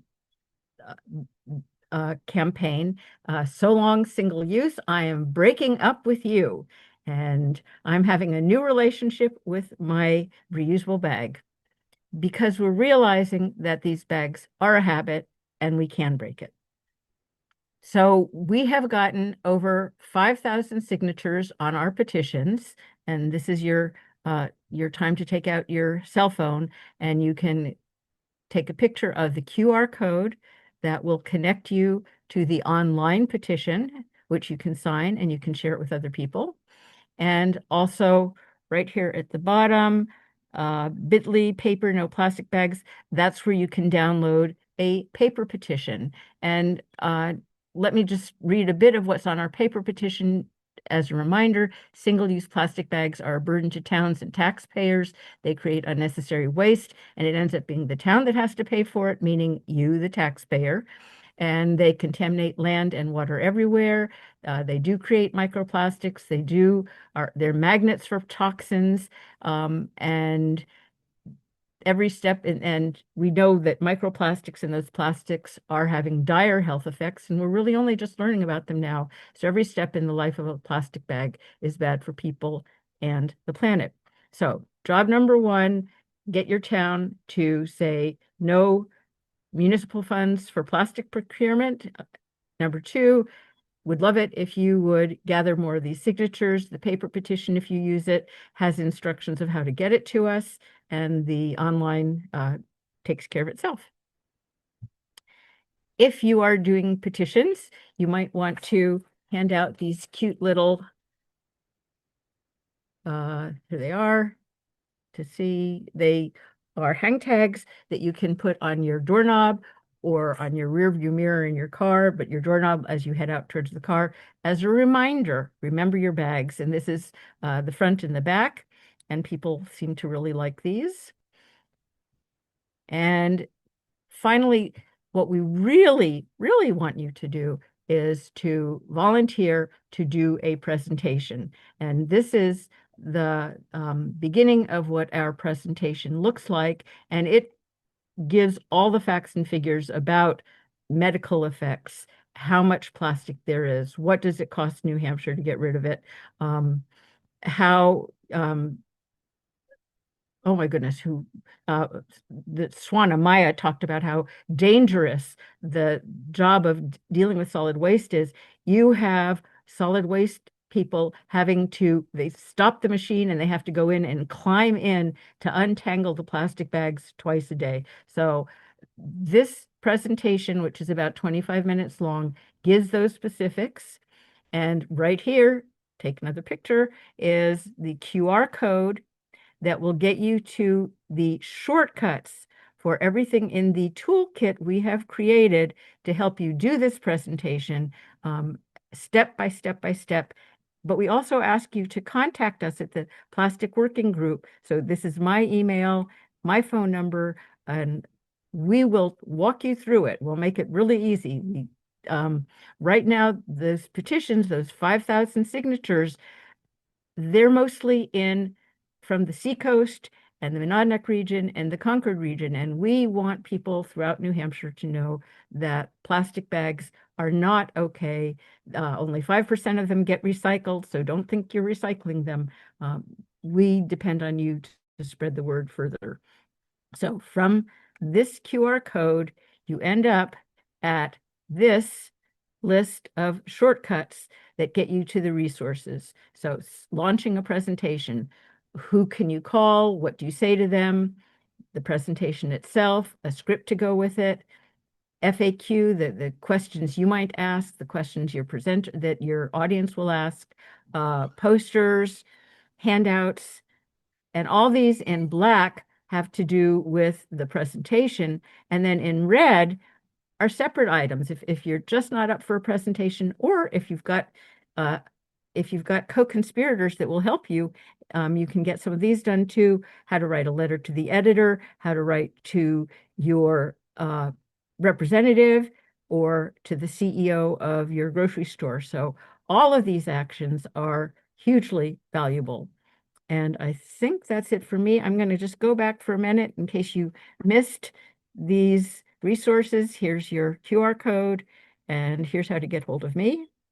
And now I'm going to pass it on to Cynthia Walter. Hello. So, yeah, your Hello. turn. Can you hear me? Yes. Thumbs up, Susan. Yes, good. Yes. So, hi. I'm going to be a short half part of this two-person presentation package. Just a few slides to show you about how policy can work in the small scale.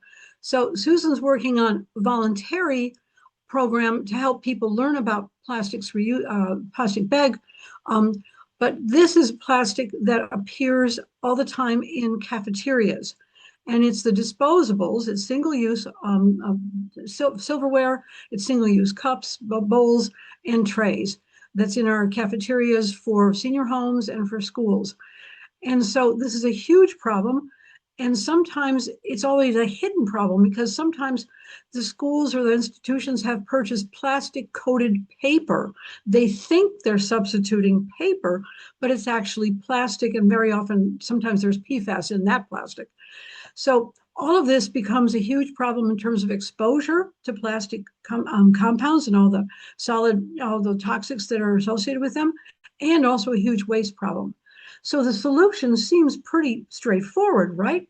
Just get those reusables, cut the toxic, cut the waste, and it turns out you can cut costs. You can save with safe stainless steel, and you can save thousands of dollars per year per institution for just, buying these reusables. Sounds simple, right? Next slide. Making this policy change and this infrastructure change in an institution is, however, full of obstacles. And the facility may not be right. There may not be a dishwasher or a functional dishwasher. The equipment, again, the dishwasher, the tables, the places to store the reusable materials. The service contract may require that they bring in all these disposables and throw them away. So these contracts can last for 2 or 3 years at least. So how can we overcome these obstacles? Well, here we go. It's the Plastics Working Group and others will help you. So first of all, in our 10 Towns Toolkit, Patsy Pevengrina, I cannot praise her enough for the amazing amount of resources that are there for so many projects, Susan's project as well as this one.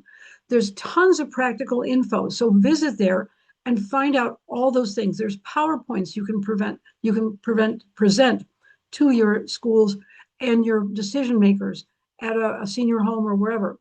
There's a cost saving calculator that I do have to update, but I'll do it, I promise. And then there's case studies. And then finally, ask for a PWG coach. We're watching the Olympics, and there isn't one star performer who doesn't have at least one or more coaches. You will need a coach. I hate to say it, but overcoming those obstacles in your home institution, your senior home or your school, the obstacles are unique to each school. So you'll need a coach from the PWG group, and we're happy to serve in that capacity for you. And then you can do the work along with the other people in the institution. Let me give you some examples in my final slide. The next slide, please. And we're going forward to the next slide at any minute now. I guess it may not be there. Okay, well, if it isn't there, let me tell you the examples. So the examples include then in Dover High School, a high school student showed the calculations of the cost savings for going from, there it is, the student Cassie LaFleur, she presented the cost savings to the principal, and after 3 years, the reusables are now in all Dover schools. She went on to become a UNH Sustainability Fellow, funded by, I have to give credits for all these, funded by the New England Grassroots Fund, the Community Action Work, and the Mascoma Bank. And so with her internship with me, we developed a whole bunch of resources, many of which are now posted on the 10 Towns Toolkit. So those are your sort of virtual coach. And then there's also real life coaches like myself and others. At Conval High School, the students in the Eco Club met with, again, coaches like Kathy and so on. And we've met with them. We looked at their kitchen facilities, and not their bathrooms, and their kitchen facilities, and saw that how they're ready to go with reusables.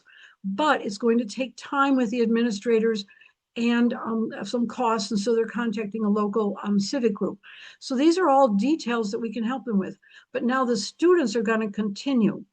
So in the senior home, we've met with a resident sustainability group who invited us, a bunch of us again, to talk to them about the reusables and their food service.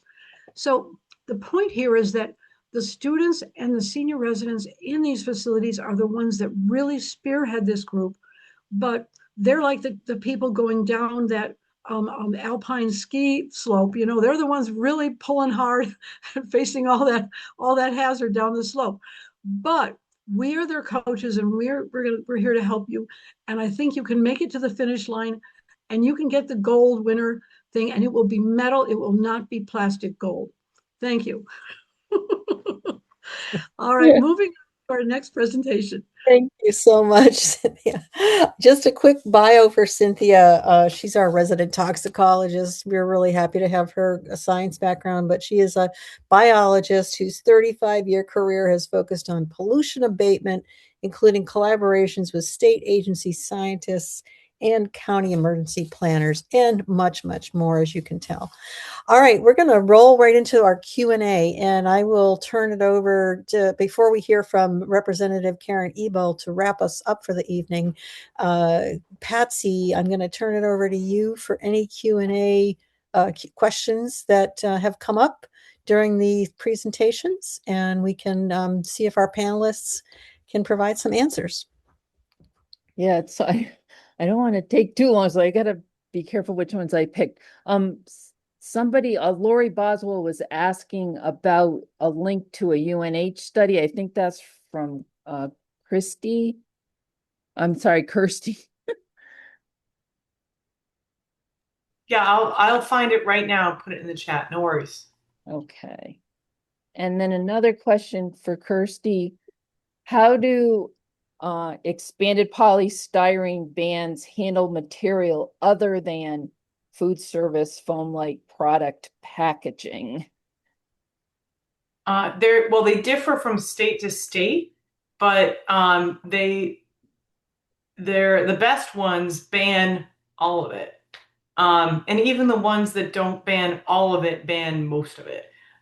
So for instance, coolers, docks, that's one of the ones that is really problematic. Sometimes it's contained in something else, but a lot of times polystyrene is used to attach to docks. And then, and again, the best ones ban all of it. There's no reason for polystyrene. It's a really, really toxic material. Maine has a ban, for instance. Massachusetts, a lot of our cities and towns have banned it, but not the whole state, unfortunately. And we're seeing more and more movement to get rid of it. Great, thank you. Let's try this one for Representative Gramlich from Deb Trombley. She asked, with all these laws, are all the enforcement requirements put on the manufacturers, or are there state environmental agencies that oversee their enforcement? Yeah, the manufacturers are responsible for reporting, and the department oversees that enforcement. Thank you. And this is from Sarah, if EPR laws save taxpayers money, don't producers just raise prices? We all pay for this. So it's kind of asking, is this a tax on consumers? I don't know. I don't know if Kirstie wants to answer that, or okay, go ahead, Maya, because they already did there. So go. Well, and the jury's still out, so to speak. I mean, there are laws, particularly for packaging, that are just coming online. But in Colorado, for example, they are assigning a cost per package to some materials, and it does cover the cost of that material. So, for example, glass, which is heavy, they're paying a higher fee than aluminum, which is more lucrative on those markets. So there, I believe, and Kirstie can I'm sure say this I'm right or wrong, but I think in Colorado they had a provision in the bill that was trying to limit that passing down of costs to the consumer, so that that those costs were truly borne, so to speak, by the producer. But I think that was part of some of the lawsuits. 5 attorneys generals, including Texas, are suing for some of those cost concerns and cross-border commerce, et cetera. But the jury is still theoretically out on that. But with that said, well, I mean, we have not seen a negligible, or we have seen a negligible increase in carpet and paint prices. I mean, we have had EPR on some of those commodities for a long time, but on the packaging, we shall see. Good. Thank you. This one looks like it's for Cynthia or maybe somebody else. Addressing kids throwing their stainless steel stuff out in the trash with the food. Yeah, I'm happy to take that one. That is a great question. And this is so cool because they this is a teachable moment for all of us. And it's a teachable moment within the schools as well. So when this is done well, and that's why we need the coaches here, right? So you can fall when you go down the hill, right? You can crash if you're skiing down the hill too fast and you weren't prepared. But if you are prepared in your school with teachers wanting to do this and teaching the kids and having older students be essentially monitors in the cafeteria room and so forth, when people get behind this and they make funny signs and they make really clear signage about this, it turns into a wonderful teachable moment because the kids get really excited about doing the right thing and preserving the silverware that they have as real silverware. It pays attention to the kids then thinking about waste in general. Furthermore, it leads the way to the cafeteria developing a food waste program that will recycle and reuse the food as one of our major landfill problems, and something. For example, somebody asked, what can we do instead of spreading sludge on our farmers' fields? And the answer is we can spread all the stuff that kids throw out in the school lunchroom as food compost. So there's a wonderful opportunity here for your school to learn not to throw away these things. But as with every enterprise, it has to be prepared really well. So that's my suggestion. And I'm sorry for those schools that experienced this problem. And I can just hope that they won't give up and they'll try again with more preparation. Thank you. Thanks, Cynthia. And I think the other two questions, one's about sludge that Cynthia answered, and Representative Ebel may be able to say more about that. And then there's a question about the Maine PFAS bill, and it sounds similar to a similar bill in New Hampshire. And I think Representative Ebel might be able to answer that one. So I think it's a good time to introduce Representative Ebel. Fantastic. Thank you, everyone. And yes, to wrap up our amazing evening, We're going to be hearing updates on the legislative scene in New Hampshire from Representative Karen Ebel, who is serving her 7th term, representing New London and Newbury. She has served as Deputy Speaker 2018-2019 and the Democratic Leader pro tempore 2021 through 2023, or 2020 through 2023, the position she holds again this term. She chairs New Hampshire's Solid Waste Working Group, focusing on the state's increasing solid waste disposal challenges. Karen previously chaired the Legislative Study Committee on Recycling Streams and Solid Waste Management in New Hampshire.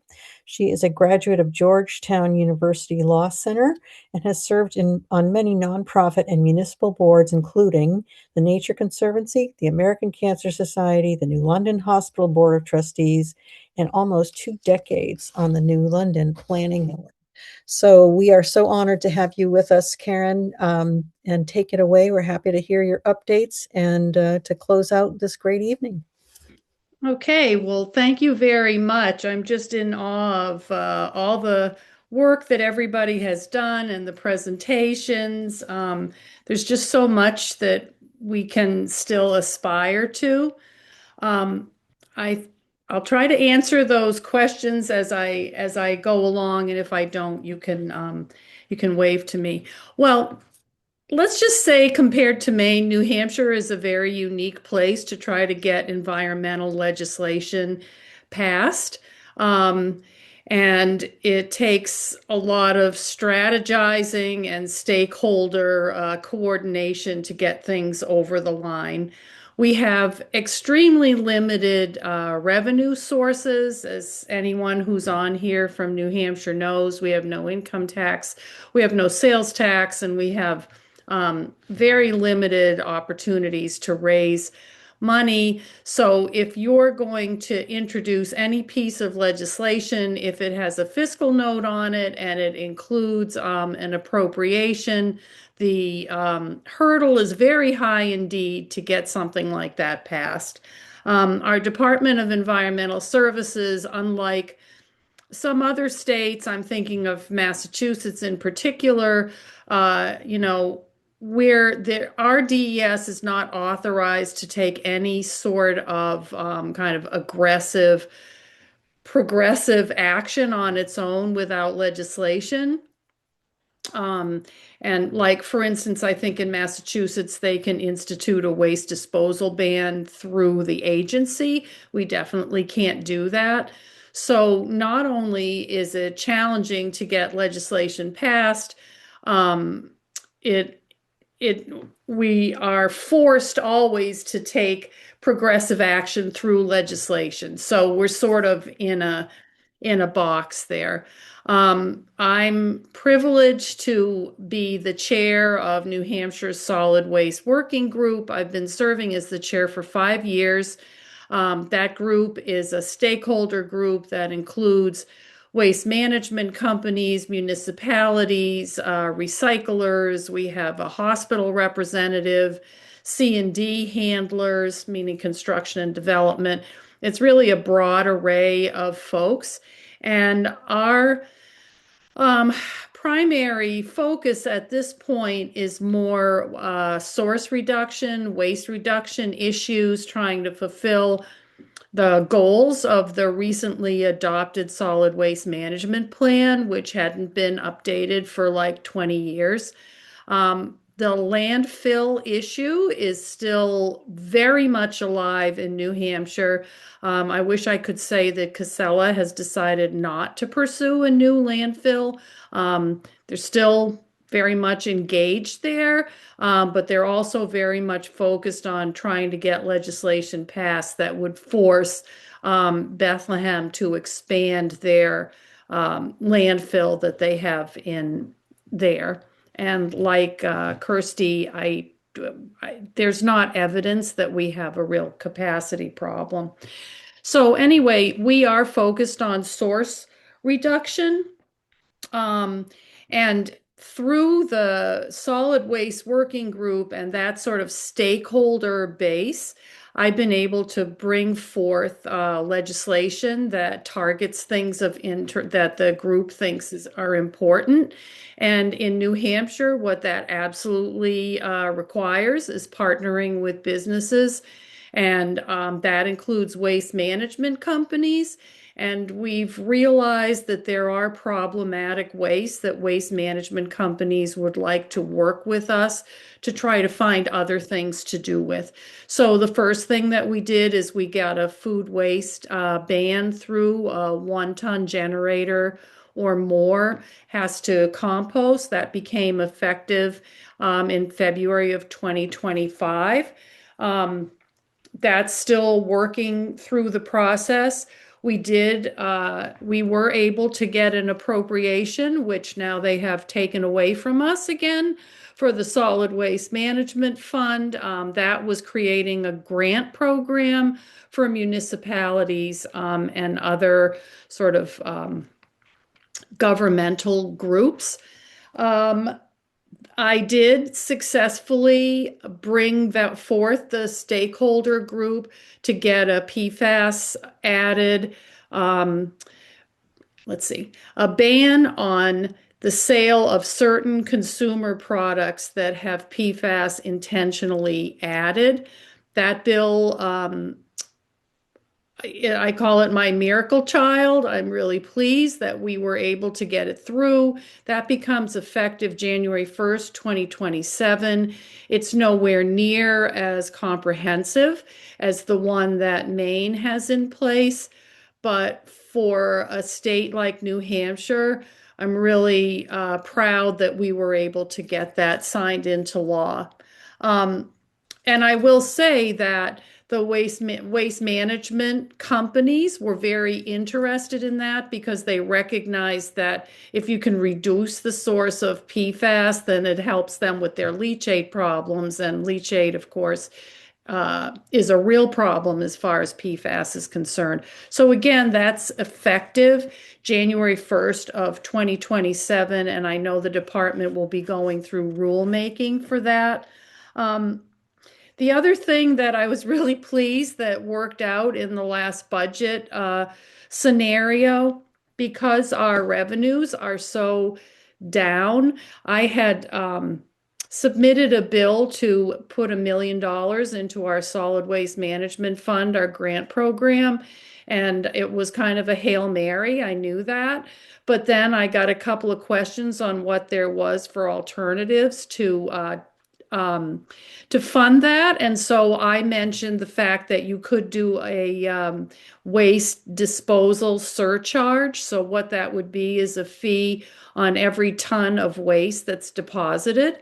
And they agreed to it, and we were able to get that into the budget and signed into law.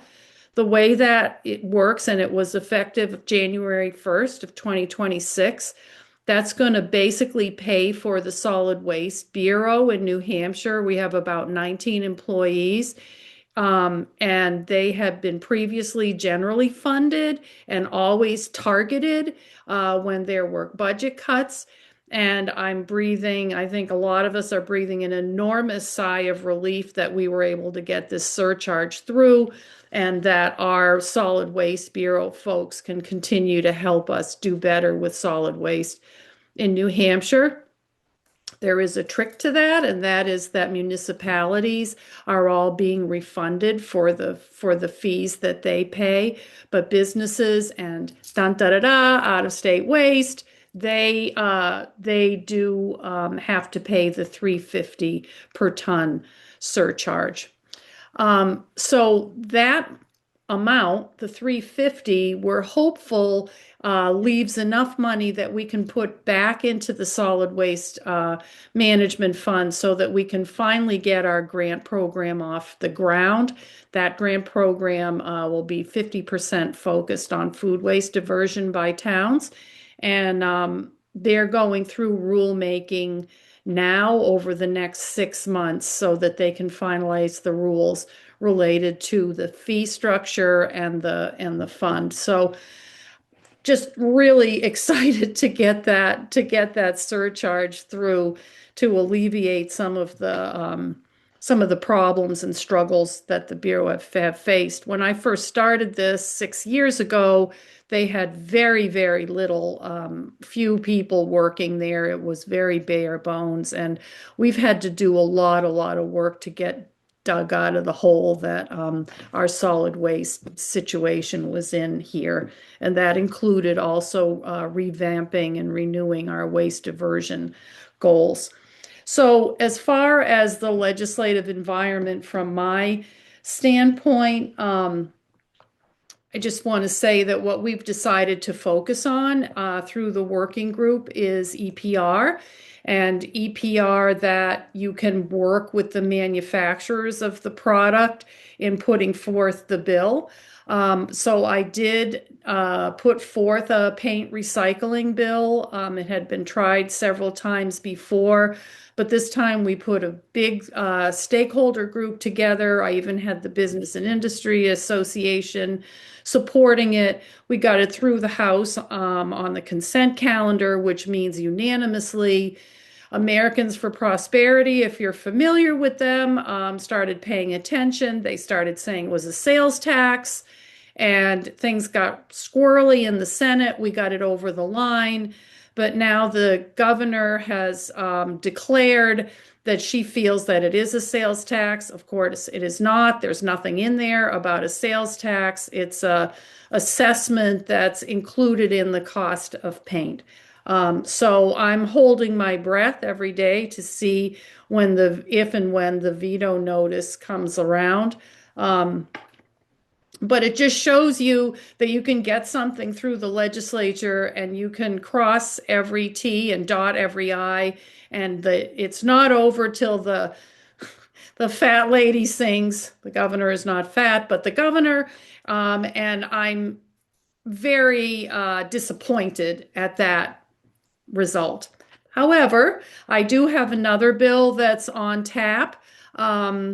And I should say, I am so thankful to the New Hampshire Network for doing the outreach to call upon the governor to sign the bill into law.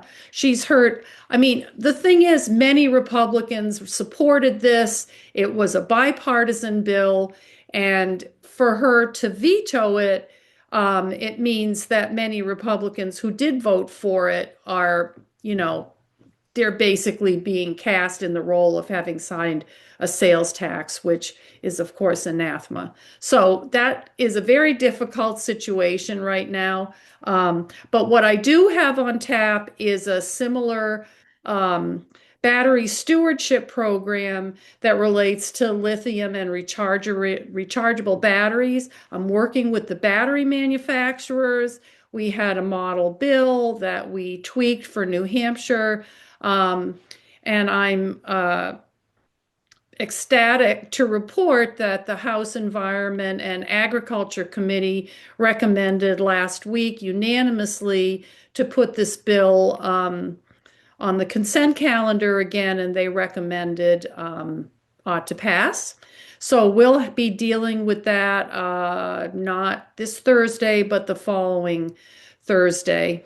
And there's very much bipartisan support, and I've got the BIA supporting it, the Association of Fire Chiefs, for all the obvious reasons, because batteries pose such a risk. So that's where I am on that. As far as HB 1275, I think you asked about that. That is having a hearing tomorrow, and we can see where that goes. We certainly are learning a lot about sludge as the world turns. On the packaging EPR bill, HB 1789, the House Commerce Committee recommended that be killed unanimously, I think last week. But I can gather that it had a very large fiscal note associated with it, and the business folks weren't supporting it, so it just, that's just the way it went. So that's my summary for now. All right. Thank you so much. There was a lot to be thankful for, obviously, and we are so grateful for your work championing the environment and bit by bit over many, many years, getting it done and building coalitions, which is a great lesson for us all. So, Representative Ebel, thank you. We are here for you. We're here to support you. And it's just a matter of an email to reach out to us, and we will jump on the wagon for whatever support you would like for your great efforts. So thank you.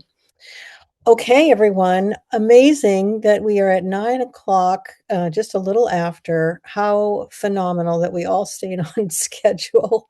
And a great, great big thank you to all of our panelists and all of our behind the scenes folks who made this run so smoothly tonight. We will be saving the chat and that will be posted. The recording will be posted and the notes, the AI notes will also be posted. So that material will go up on the New Hampshire Network website for all to use as a resource. And we will look forward to Unwrap the Future 5 in February of 2027. But in the meantime, write the governor about the paint bill and write your representatives about the sludge bill and keep an eye on New Hampshire Network legislative efforts and do subscribe to everything that you can that will support what we're trying to do here in the donut hole of New Hampshire, surrounded by amazing states that are getting it done, and we will keep on working at it. So thank you, everyone. Enjoy the rest of your week and keep up the great work out there.